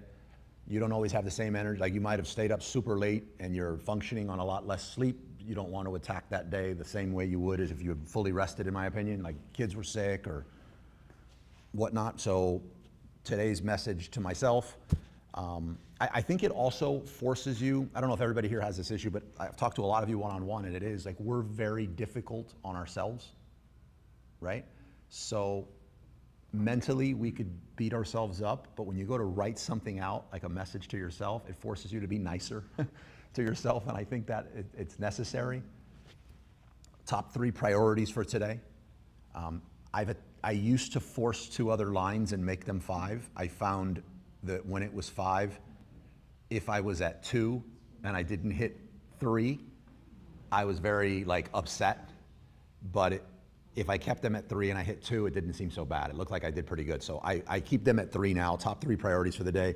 One thing I can get excited about today, I think that's important, just because not every day seems like it's gonna be an exciting day, but when you can really think about one thing that you're very excited about, it helps you during your day. It helps me in the day. One word that describes the person I wanna be today and why. Most of mine is intentional versus reactive. That's usually my entry for most of them, but someone who needs me on my A game today, whether that's a team member, my wife, because of something else that's going on. I think running your own business, it can be very lonely, and you could put yourself on an island and you don't think about everyone else around you, just family, friends, neighbors, all that other stuff. So this forces you to think about, okay, who does need me, you know? A situation that might stress me today and how best I would handle it. I usually have a really long paragraph for this every day, but it helps me say, okay, this is gonna happen today, and this is how I plan to deal with it, and if I deal with it that way, that's a win. Someone I could surprise with appreciation today. Again, it sounds more personal, but it has professional implications, in my opinion. An action I could take today to demonstrate excellence or real value. One thing slightly outside my comfort zone today is, if I were my own high performance coach, I would tell myself, big prompts I want to keep in mind today are, and today will be successful if at the end of the day I did or said or felt what. So that's for the morning, and then I do that every morning. It takes, if I miss it, I know. You will know if you don't, if you just made this a habit, it really, I want to just talk about ads and sales and everything here, but I feel like I would be doing you guys a disservice if I didn't share how impactful I really felt this would be in your businesses and personal life if you did this. And again, your personal life, if it's a wreck, it's going to affect your professional life. So this is your morning one.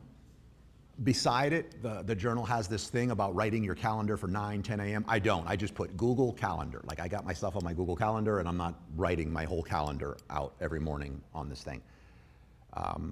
It'll have, I'll have a section that doesn't show up here. Oh yeah, it does. Top 3 priorities for today are, there's another line that's not on here that says, what are the 2 things that must happen today? They're non-negotiable. And then the nighttime one is just reflecting on some of those other things, and then you rate your day 1 through 5. You know, did my best self show up and all that? But it helps a lot, especially since we're talking about writing stuff down. I want to do it. If you wanted to just print this out and do it, you could. If not, I would use it's from the journal by Brendan Burchard called High Performance Planner. All right, back to this. So you don't have to agree. I think setting 10-year goals is a bit of a waste of time. Like, you disagree? Okay, so I look at 10-year goals as I'm gonna go through this exercise of creating a 10-year goal just to get my creative juices flowing. And it helps me set the bar high, but I can't, like, I struggle, and I'm curious to hear your point of view. I struggle to set 10-year goals because, what? Like, just at the rate AI is going, aren't we gonna like be run by robots in a couple of years? Like, what does 10 years look like from now? Like, are we teleporting in 10 years? Like, at the rate technology is changing, I find it very difficult to like meaningfully plan. However, doing it is a blast. When you're doing the 10 years, it's like really, really fun. It's like playing a game, but I can't take it serious personally. What is your thoughts on it? So I think of 10-year goals as something you reverse engineer. So if everything worked out the way that I wanted to, like using AI. Right. Cybernet. But if you reverse engineer that, like if today I was where I wanted to be in 10 years, what would it take? And so you get to just start reverse engineering that, and then you're gonna get to like 5 years, and then you're gonna get to 3 years. And I think that it's a good way to look ahead and chunk goals, even though things might change. I mean, it's no different than, you know, you really only have control of maybe 80% of your day. And if you take control of 80% of your day, then you're able to pivot and not react, but respond to the 20% of surprises that are gonna come at you. So I'm a goal setter, so I typically look at my life as if I could control it, but if more like, where would I want to be in 10 years?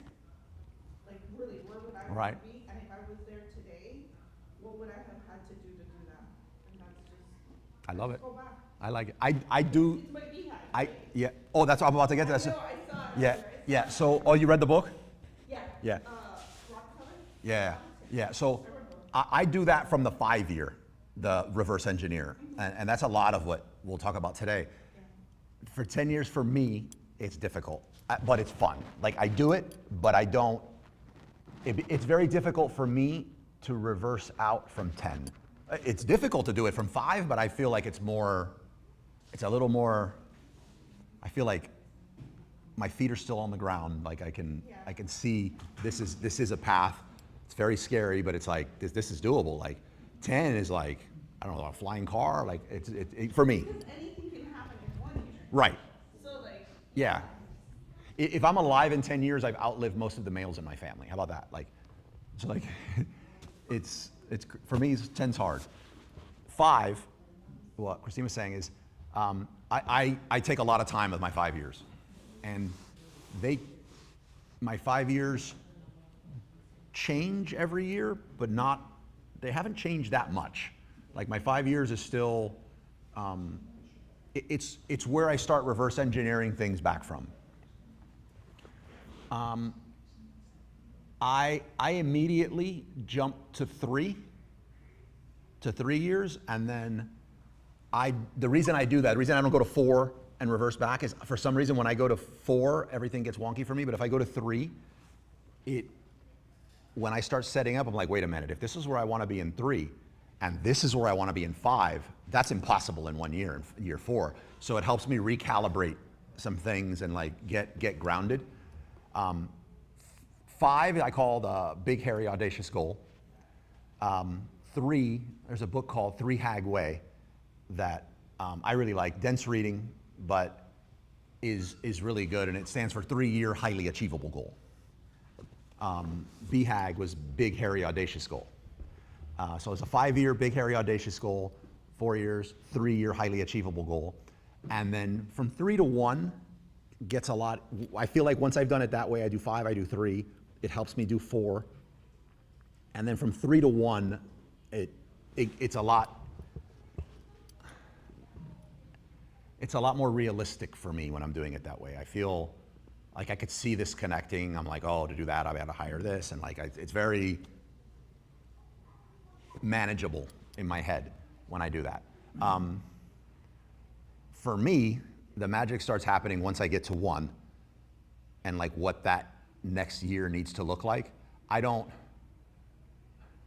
and again, I don't know if I read this somewhere or whatever, but I think it's a mistake to think of it as a year, and that you should think of it as 365 days, or think about it in weeks.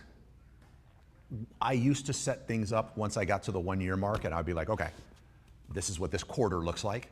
But it was way too many times that I knew on the 2nd or 3rd week that I wasn't gonna hit that quarter. And I just stuck with it because I was like, it's a loss. So I do things now into 6-week sprints. 6 weeks gives me enough time like to not blow the whole quarter. Like I can adjust, I can tweak. I don't know what you. It gives me. I can still make. I feel like I have a lot more control. I can make the most of things. 6 weeks is very specific. Quarterly can be challenging, but I break it out. I'm like, here's where I want to be in a year after I reverse engineer it, and then I'm like, here are. For me to be here in a year, I need to be more or less here on all these different areas in 6 months. This is where I need to be at the end of Q1. And this is what I need to be doing over the next 6 weeks in all of these areas for me to be able to do this. So I'll have 6 weeks. I have other meetings, but we'll have, oh, there's more printing?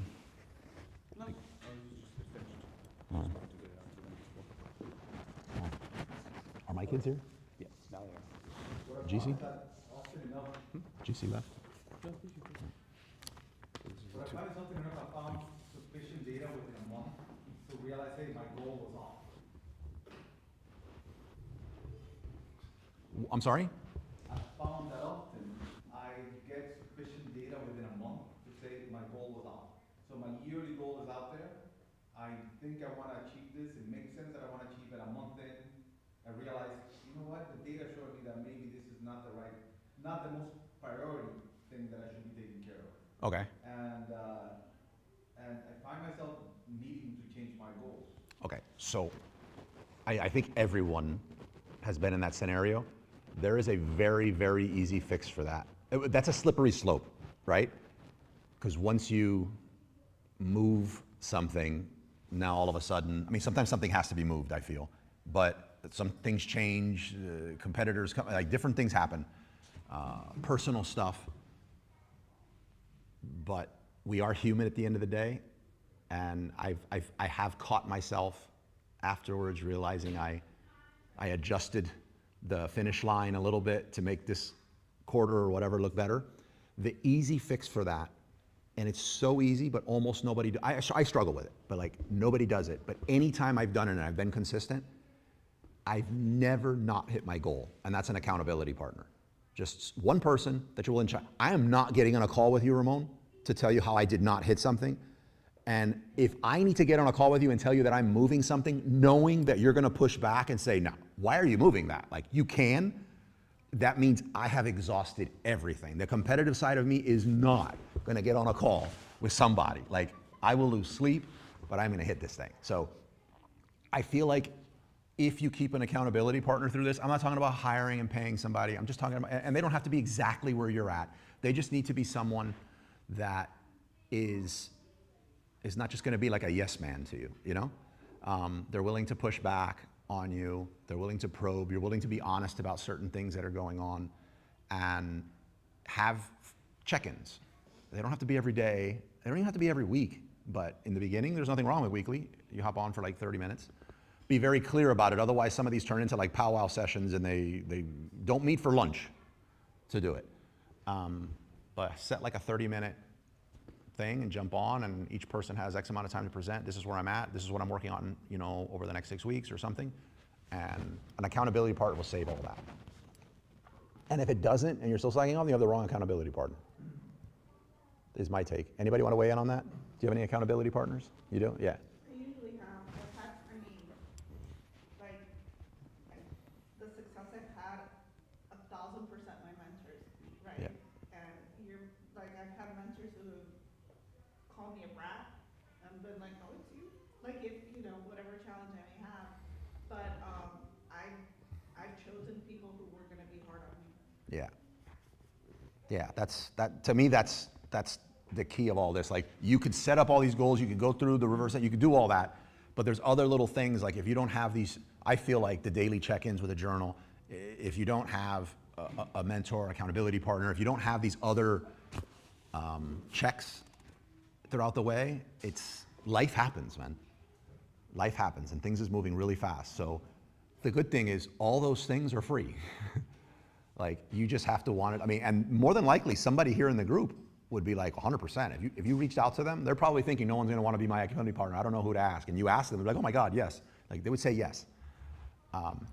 I would just say, I've been in a lot of groups where somebody's like, let's create this mastermind, right? And it just gets really abusive on time. So just be very, very structured on, these are not allowed to last more than X amount of time.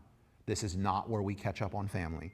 You have to be really clear on what this is, otherwise you'll start dodging those meetings because you're like, I'm not about to go do this. I'm behind on my goals, But getting accountability partner is the best way, I think, to do that. So you have somebody that's aware of where you're trying to go, what you know, what you're currently doing, and they could be like, yeah, that makes sense, bro. You can't keep that same goal. Yeah. Yeah, Tom, you want to weigh in? Dan Martell the other day was talking about any of your goals too. Dan Martell's a big guy. Do you have the mic over there? Yeah. He's a big one. Buy Back Your Town, I think, was his recent book, and he talks about, as a CFO, wake up in the morning and say to yourself, what deserves the least attention? Yeah, that's it. Or this week, or today, as opposed to what kind of, what deserves the most attention. So flip it on the other side.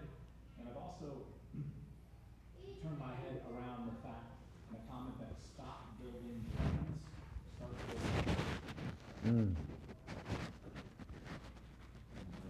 Not just SOP, but stop thinking as your brand and the brands that you may have, and start thinking of as operating systems where you can build them all the same way. So if you have a couple of Amazon brands, try to build systems that are the same so that you can operate them both at the same time. Right? That's kind of I think throughout all this too in your business, you need to be. It's kind of like on the services side of what we do. If we're working with an Amazon brand, almost all of them say, I want to explode my sales and my profits at the same time, and with very, very few exceptions. And by the way, they have no other external factors to bring to bear to do this. It's just ads, on Amazon ads. And Amazon ads are very expensive. With very few exceptions, that's just not possible. An example, it would be, you've heard me say it before, it's like saying that you're gonna bulk and cut at the same time when it comes to ads. So like, if you go into the year with your goal being that you're going to bulk and cut at the same time, you're going to fail. And you're gonna work really hard, you're gonna be super disciplined at failing. So I think it's important to be clear as to what you wanna do. For example, anytime, some people I'll talk to, I wanna exit my business. I'm like, okay, you probably should have been focusing on profitability for a bit in your business. Are you focusing, is the goal this year to start getting ready for an exit in your business? Is the goal to be more profitable? Like, be clear as to what that is. Like, for example, last year, I had I had three major goals. Two of them I hit, one of them I bombed, and it's been one that, and I'll share that. But like my three biggest ones that I was just like, I'm tired of this, like we gotta do this, is last year I was 400 pounds. And I was like, I'm gonna get I'm gonna get like, this is where I wanna be in X amount of years. This is where I need to be able to do that. I shattered that goal. I didn't think I'm at 235, 240 pounds now. But my breakdown of what my 6 weeks and everything looked like, from everything, I had to get a trainer, I had to redo a bunch of stuff on diet. I couldn't just say eat healthier. Realistically, I couldn't just learn how to do that. It wasn't gonna happen. I had to go find people who do those meal preps. I did hyperbaric chambers for like almost all week, NAD+, like all these different things. You don't have to do all that. It was a bit extreme, but it was one I hit. The other one was, which was very difficult for me because I'm very like, grow profits. Be more profitable, be more profitable. This year was all about infrastructure, a lot of hiring to set up for something like I want to do. I know next year we're launching a lot of different stuff, but I knew to do that, I needed to do a lot of hiring. I needed to get a lot of the right people on the team to be able to do it. Otherwise, it would have blown apart. So it was very difficult for me this year to change how I'd always measured success, which was just purely more profits this year than last. Great. And this time it's more, was this the right staff fit for the team, and are we better? Is everybody getting along remotely and at the office? So we crushed that. The one, but my entire, like everything was set up to be able to do that. The one that I spent the weakest on, which has always been an Achilles heel for me, it's just, I hate it. Like I joke with Ramon all the time about it. I'm like, man, if with even Amazon ads, by the way, even Amazon PPC and Amazon ads, I had to get good at it, but I don't like spreadsheets. Like I absolutely hate it. I'm intimidated of them. I don't like formulas. I don't like any of it. I absolutely hate it. I solve problems by buying. My wife's the opposite. So the whole, like I wanted to just, not that I want to be in a role in my company of understanding the money side of it more, but I don't want to deal with the stresses, like cash flow stresses and all that. I was like, that's usually the number one thing, no matter how big we grow, it just doesn't go away. So I want to get more knowledgeable of that whole thing. And that was my whole thing. I want to be more knowledgeable about it. I didn't set up the same way I did anything else with like, what does that mean? To do that, I have to do this. Here are the tools I need. Here are the people I need to talk to. This is my content. I didn't do any of it. It didn't show up in any of my journaling. And guess what? It's still a stress that I have. So it'll carry into next year. So you don't hit all of them. And even getting up here telling you, this is what I do, if you don't, I didn't have an accountability partner behind it. Because it's a sensitive subject. You never want to talk about that with other people, right? Especially if everyone's like, oh, but his businesses are so big. Yeah, cash flow never goes away. Like it doesn't go away. You could quadruple your sales and have more cash flow problems. So like, it's a feeling of lack of control in your business, right? And I'm like, I don't want to have that lack of control anymore. I don't want to run it on a day-to-day, but I want to understand how everything works. So I didn't do that. I didn't set myself up last year to do that. So does that ring a bell for anybody? Like, is anybody getting a little clearer on what they think some of their goals should be next year? Anybody want to share any of those goals? Oh, perfect. You raised your hand? No, but I want to say something, because I used to be the one at the senior pen, and with a partner, and do this, and I drink so big. Throw her the mic, throw her the mic. Then within a month or two, I'll be like, okay, maybe next year, or later on. And Kobe Bryant, he said, I was struggling with something, I was fast, but not fast enough. I was strong, but not strong enough. Go back to the basics and start doing like the one thing or the 5 things or whatever you need to do day to day to get better. Yeah. And then you just gain momentum. And that's how you create a habit. So for example, in your case, I was horrible with P&Ls and all those things. Like I failed this in my school. I had to do something like Sure. something. I failed this one. Why am I doing this? And then I started little by little, and now I love it. Like that's the first thing I look at every single morning. Like, okay, how many sales, how many days? Like this is the numbers, blah blah blah. But it wasn't something that I loved. I started running like 3 months ago. I was doing a run for my life in the past. Mm-hmm. And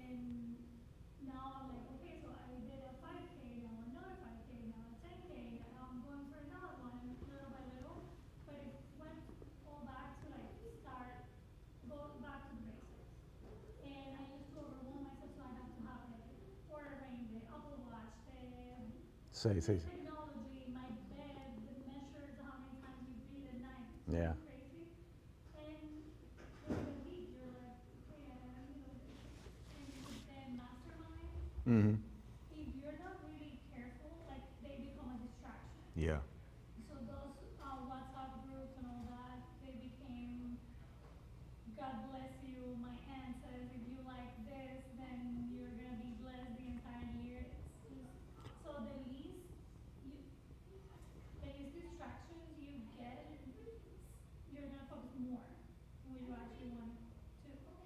So, I don't know, I feel like the least I do in theory, the faster I get to where I wanna go. Yeah, no, yeah, 100%, 100%. Yeah, I like something you said too about I forget his name, but it was the CEO, the founder of Carbon 6. He's no longer there, he sold the company. Remember his name? I forget. But he came from the finance world or something, but he mentioned like when he's not good at something and he evaluates stuff, I think like at the end of the year, we did a podcast on it. He says, it makes me determined to get to a spot with that topic that I love it. Not that I'm gonna do it all the time, but like he does that. And for me, it's always been, I'm not about to start spending a bunch of time figuring something out. I'm gonna hire somebody to do that. Like that's the whole thing. I'm just gonna focus on what I get good at and I'm gonna hire somebody else to do the thing I don't wanna get good at. But there's certain things like that touch all these different areas that I don't think you can absolve yourself as a business owner, and you need to know at least a certain amount to have an intelligent conversation around it. And I think I would love that enough. Not even a conversation, so that you're able to tell that if I'm selling you my services as an accountant or something, you are educated enough to know that I know what you need to solve. So that's the part that was important for me. And also when you're like at the beginning of your business, when you have to run ability pretty much, because you can't say like I'm gonna outsource as B2C or whatever. It gets hard. So you have to learn, and then oh my God, I have to learn everything by I don't know the next month. Right. So then you get overwhelmed, and then you drop it, and so little by little, I found that doing one thing at a time gives me that impulse to continue doing things. Yeah. Versus having the, I think the 10-year goal idea started with Jeff Bezos saying, oh, I already planned, I know today what's gonna happen the next decade in my business. I was like, oh my God, yes, I would go for that. And then I- Donald saying the same thing. But when you really listen to their entire story, they didn't know what they were having for breakfast next day. So just putting things like into context. If you do a 10-year goal thing, it's gonna be like the funnest exercise ever, like doing it. It's very like visualizing where you want to go, like how you're gonna get there, and you know exactly. The hardest thing for my 10-year is like what house we're living in that month, and it's like all this, you know what I mean? It gets like way out there for me in that regard. But no, good stuff. Something else you said that I really liked is about getting overwhelmed with like a lot of other information around something. That's why I call it creating a content diet. Part of it's not just what you consume, it's what you consume, and it's blocking out other stuff. For a while, I just removed all social media from my phone. We had it for the company and everything like that, but it was just gone from my phone. If I needed to go in, I had to download the app, go in there, and it was to do something specific, but I couldn't just like zombie into it, and there goes 30 minutes on TikTok. So now though that we have so many different things surrounding social media on play, I'm not doing that. But what I am doing is, if I see a post, like if your post not yours, but like if a person's post pops up on my feed and it doesn't bring me like a lot of happiness and like really pick me up, you're gone. Like I'm not gonna go through the drama, like I'll just mute. There's like you mute the person, they're not gonna get offended, they don't want you to unfriend them, but just mute them. And some of it's people showing, say, screenshots of stuff, and it's like, the person's selling more than me. And I don't know what that says about me, but it doesn't make me feel good. I don't want it showing up on my feed. I don't want it like all day now I'm just thinking about how does that person sell more? You know what I mean? Like gone. Or a bunch of like quadruple amputees with cancer donate to us. I'm like, it just puts me in a bad mood. Like when I want to go donate, I'll go donate. I don't want to be bombarded with these images all day. So I just I mute all of it. All of it. If it's, I mean, obviously everyone has an opinion on the politics side, but I just mute all of it. I don't want to get sucked into it, that negativity, but I think that's part of a content diet, like mute all of it. And then when you get into something, it's not like I don't want to know other opinions on something, but part of the research I've done to determine whose content I'm really gonna be consuming to get to point X requires me to mute out all those other people because there's too much information. Like, remember arbitrage, when arbitrage was more of a thing, like retail arbitrage? I don't know if you remember. Okay. It got to a point where somebody would attend 6 weeks of these meetup sessions asking questions as to what app they should use to scan products in the store. And I was like, and it's because I was gonna get this one, I was gonna get Profit Bandit, but then I saw this YouTube video that says this one actually does blank, and I'm just like, you could have got anything at this point and been making money. So if you have all these different content sources coming into you, you're gonna get paralyzed. Yeah. Bruce, any words of wisdom? No? Yep. I think there was like some president that said something to the effect that you said, where like the worst decision is like that held the United States back many times was not making a decision. I forget what president it was. It was some. Yeah. Once you've reverse engineered that and done those 6 weeks, and you broke down what those 6 weeks are, there's some books if you want to read them. I think if your business is in the part of where you're just starting off, it may not.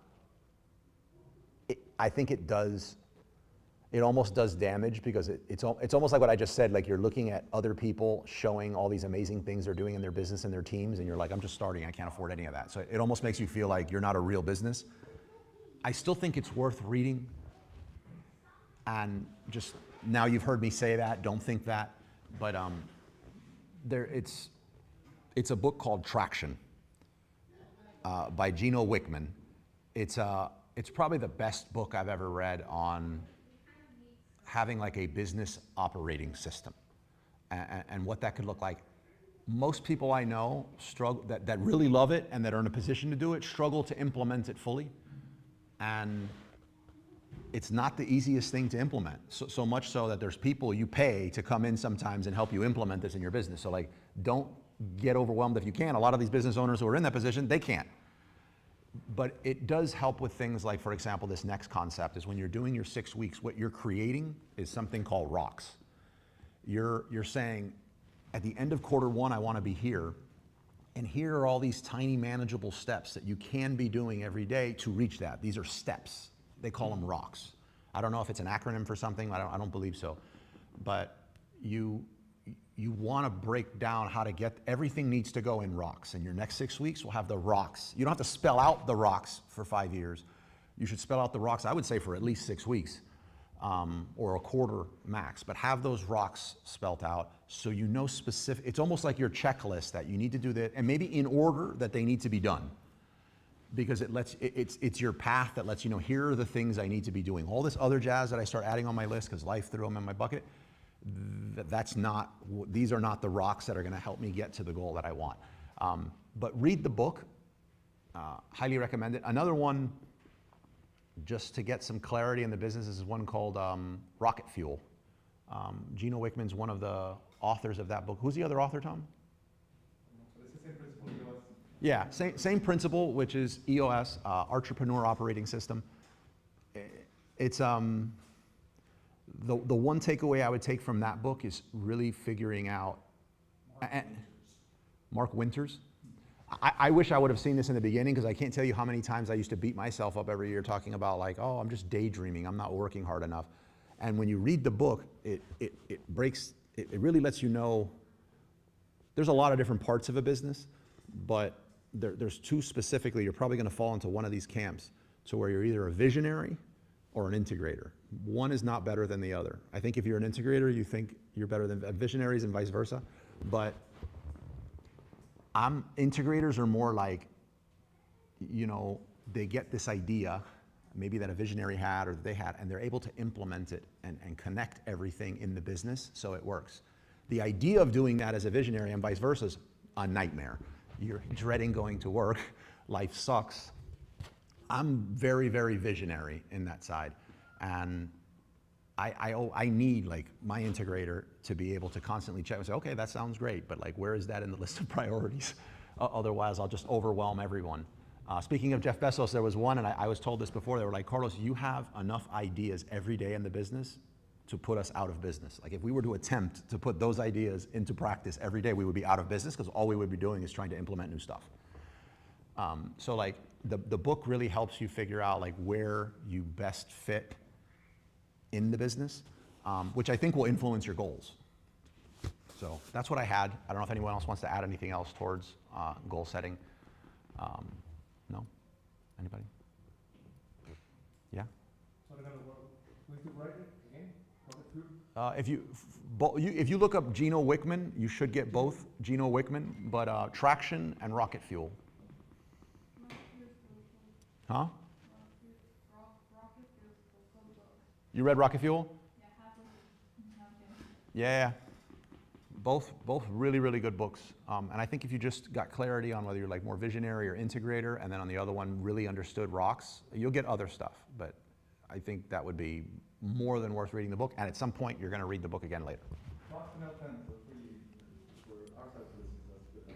Yeah. Do I sleep now? That's a good one. So that was a huge goal of mine this year. I used to just brag about 3.5 hours of sleep. I'd get my cardio done, like an hour and a half of cardio done before we'd be at the gym at 5 a.m. I don't know, a combination of, and I just thought that was a good thing to do just to get ahead. But now, after a year of like a non-negotiable 7-8 hours of sleep every day, I feel that it was a bad idea to get less than 7-8 hours of sleep. I think there was times when I was starting my business that I needed to work through the night, and that can happen. But just as a practice, I think it was horrible. Looking back, I don't know that I would ever be able to trick my body back into like 3.5-4 hour days of sleep.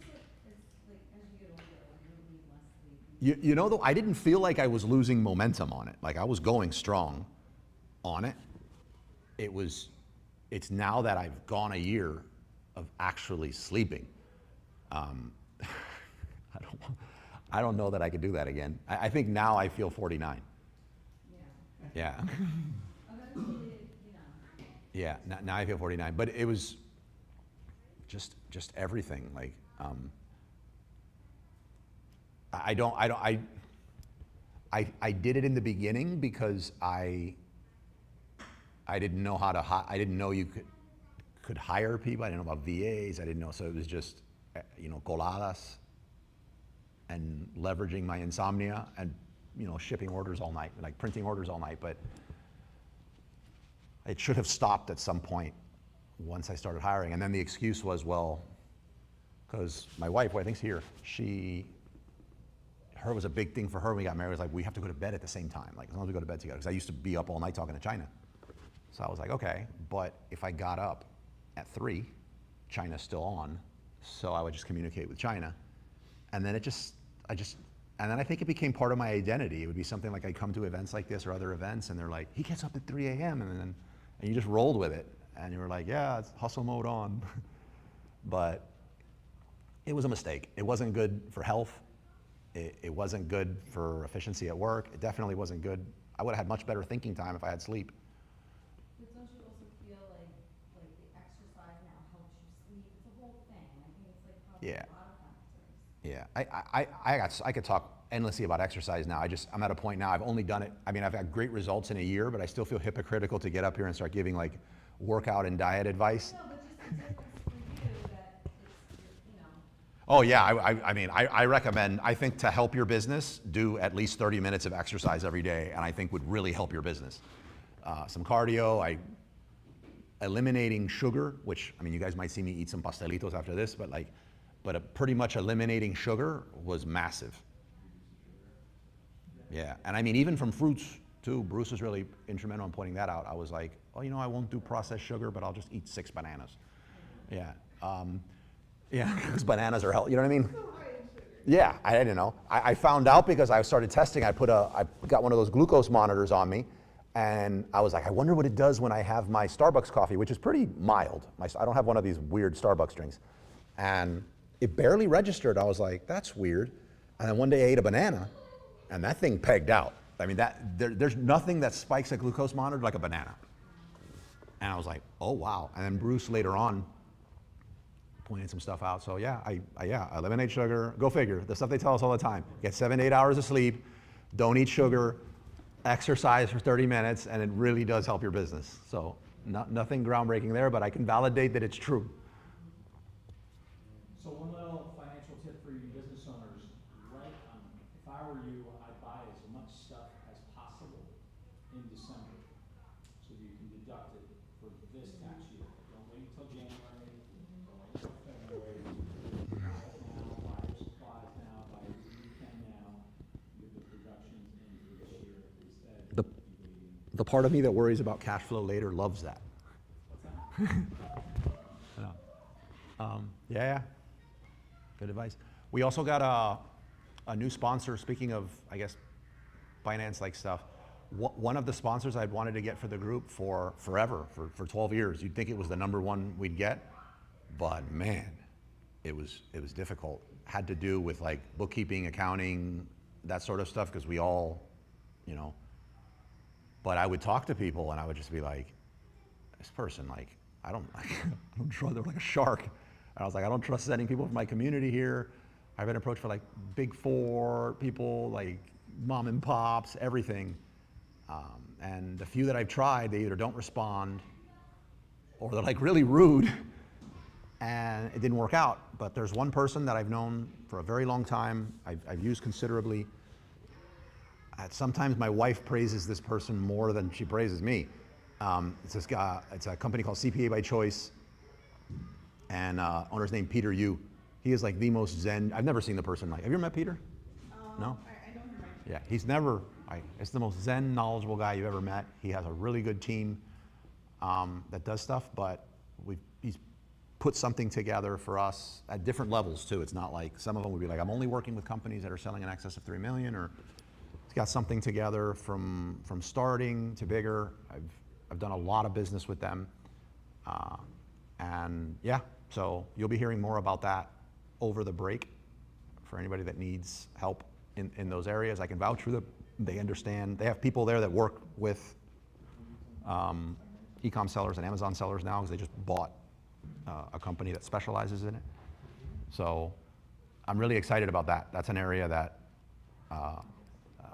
bookkeeping, accounting, and tax that we could all use help with. So any other questions?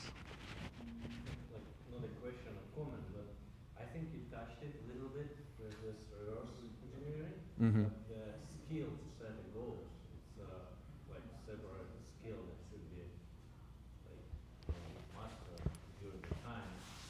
And probably what you mean under this reverse engineering, so the smaller goal piece, not even a goal, you need to divide your big goal, the smaller tasks, and those small tasks, even in a small executable task, what the goal should be.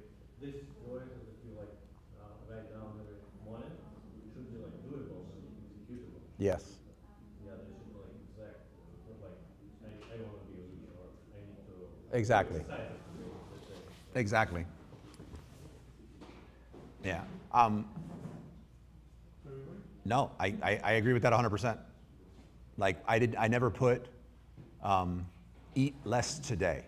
Like, It can be your 10 years goal. right, so I had a goal on where I wanted to be weight-wise. I had a goal, I could use a personal or a business one, but I had a goal where I wanted to be weight-wise. And then I was like, okay, in the beginning, it almost looked like I was, and I just said, I don't have knowledge in this area, right? I had been doing trizepatide for a little bit, and it would like pull off weight, but I wasn't adding muscle.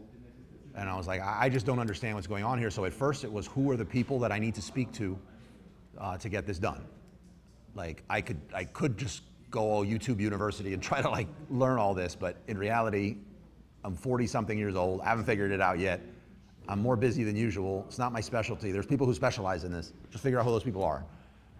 And then talk with them or talk to a few of them, and I did. And then the data, which was blood work. I was like, I need to get blood work. I need to find out where some stuff's at. And come to find out, if I would have just gone with almost anyone's advice, first of all, I was at pre-diabetic when I actually got my blood work, so like I was in a real bad spot. And my testosterone, which for a male is pretty important, my testosterone was on the floor, like damn near non-existent. So I was like, no wonder I'm like dragging myself through the day. And so like a whole bunch of things came out from the data, which caused me to, tweak the goals I had set. But yeah, every day it was something like, had to do with something very specific that I would do, like a specific amount of exercise or, yeah. I think this is what you also do. You use Monday or ClickUp? In our business, we use Monday for a la carte project-based stuff. And then, I think those tools also tell, like, as you said, you work with those 6 week sprints, right? yes. So you divide your like 6 weeks goals into those tasks in Monday, and they're like 100% executable, like in the like long period of time. So, Expected period of time. so what I do is I have with direct reports, or anybody that's like, anyone that reports directly with me or works out of this office with me, we have a 6-week, we sit down and we set 6-week goals, and I know more or less what I need everybody doing to hit what I need to do overall. And based on what the next 6 weeks looks like there, we then look at, the calendar, the meetings they have, anything planned coming up. Do they have a vacation coming up for a week in the middle of this 6 week, like different things that would, right. And then we make sure that their day-to-day tasks are specifically related to that. And allow for some adjustment. Someone can get sick. This is what, do you have like refinements in the middle of the sprint? We have what? Like refinement meetings, like to adjust, like if someone saying, oh, I'm not sure I can complete this task by the end of the sprint. So during the refinement meeting, you want to like write the equations and terms and adjust. Yeah, we have weekly check-ins. Yeah. A lot of the times though, when you're here at the office, we don't need to have a formal sit down for 45 minutes. No, I'll do weekly, and I'll usually do it on my creative day, because my creative day that I have blocked out, it's usually Monday, but my creative day is a lot of the stuff I want to think about and be creative about. These things need to be in line for that to happen. So on my creative day, it helps my creativity to be able to just pop over to somebody, pop over to Moises, let's say, and say, hey, how's everything going on this? Like, you think and they know when we're talking, this has nothing to do with whether they're gonna get a bonus. This has nothing to do with anything. It's just like, where are we at on this? And everybody, and it's also a culture thing. My team knows they're not gonna get in trouble if they're not gonna get in, no, I'm not gonna if they're behind on a goal, they're not going to get in trouble. So they want to let me know on week 1. They know I'll put resources in. They know my role, and this is one thing I stole from a system called Scrum. You heard of Scrum? So I don't apply all of Scrum, but there's one thing within Scrum that had to do, I believe it's the Scrum Master, and that is the role is removing obstacles. Right. So my role for my team mostly is Scrum Master. You have your goals here. What I'm really good at is you got stuck on something, keep going. I got this. You tap me, I'm good at removing that. Yeah, this is why it's a good thing for everyone to say that I'm not sure I can complete it as soon as possible. Right. Time to adjust. Yeah, so it's almost like if they get stuck on something, also when somebody gets stuck and they come to you like, oh, I'm stuck, can't figure it, no, you got stuck. When you come to me being stuck, what did you attempt to do to figure this out? What have you looked up, and what is your suggestions on doing this? You present that to me. If you just come to me and say, stuck, no, that's not how that works. Dysfunctions. No, 5 things in advance. I don't know, but when somebody comes to me with a software, if somebody comes to me with, I think we need what, I was like, okay, but don't just come to me and say, hey, we need to get soft. No, you need to come in, I don't need it written out. You need to present this to me verbally. Like, why do we need this? Like, what does this look like? You don't come to me and say, I got stuck. Like, you really got to explain why that is, and then I'm going to remove the obstacle. And how do you estimate tasks in your project and goals just in your life? And how you set deadlines? How you know that okay, this should take 6 weeks or 3 months? Just with your expertise, or you have any metrics? I think some of it comes down to some expertise. But like, give me an example. Any, I don't know. If if you start as a brand, I'm starting a new brand. Like, I plan on starting a new brand of a DIY gummy mix. yeah, I have finalize the product with suppliers, Right. So if I know, okay, that's going to start happening now, and we want to launch and I'm like, let's try to launch in March. Before I set that, I'm going to look at it and say, okay, do we have a supplier yet? Have we gone back and forth in samples? To me, that's a month and a half, right? Month and a half, 2 months. So I'm like, if it's a month and a half, 2 months, that's going to put us after samples in February. We ain't launching in March. and this month and a half, because from your expertise, right? From systems that you have. Yeah, some of that's expertise, but some of it is, it's not one day. I mean, you have to plug some variable in there to be able to build it out. You're going to order something from China. Okay. Am I going to get a sample? Okay. What I might not figure in is an amount of time they need to make the sample. I'm going to make an assumption they have it on hand, but I do know they need to ship it. And I do know by the time I get it, it's going to take about a week. They're probably not going to ship it immediately when I talk to them. So my thought process is say it takes them a few days. It's a week and a half before I get it. If everything goes good and I don't want to send it back, or I need something changed and I need to send another sample, then we're pulling the trigger on something in under 2 weeks. Let's just call it 3. So I build in a little buffer. And then I continue estimating. But yeah, some of the areas now, I've done it before. Like, I know how long it's going to take to actually ship the products into FBA, roughly. I know, how quickly we can launch something. So I use that.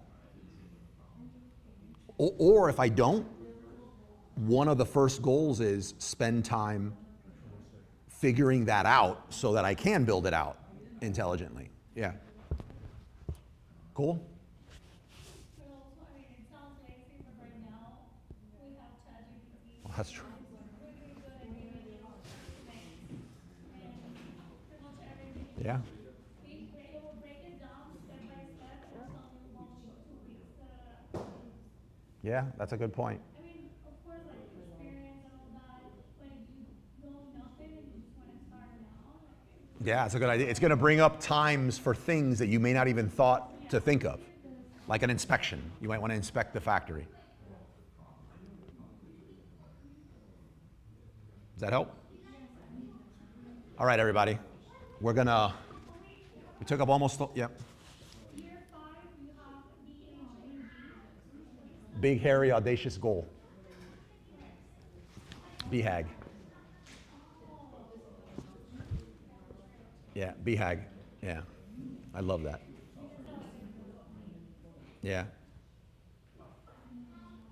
I hope you have some more, especially if you weren't creating any goals, I hope you have some kind of clarity on what your goals are. If you're super brave, feel free to create your goals or create a bulleted list of your goals and share them in the group. And be prepared. Yeah. Vision boards are great. Yeah. Yeah, vision boards are fantastic. My version of a vision board, though, is different color sticky notes on the wall, and I paste. That helps me a lot. But there's a lot of things like Miro and a lot of other digital versions of it, too, that are really good. We got any questions here?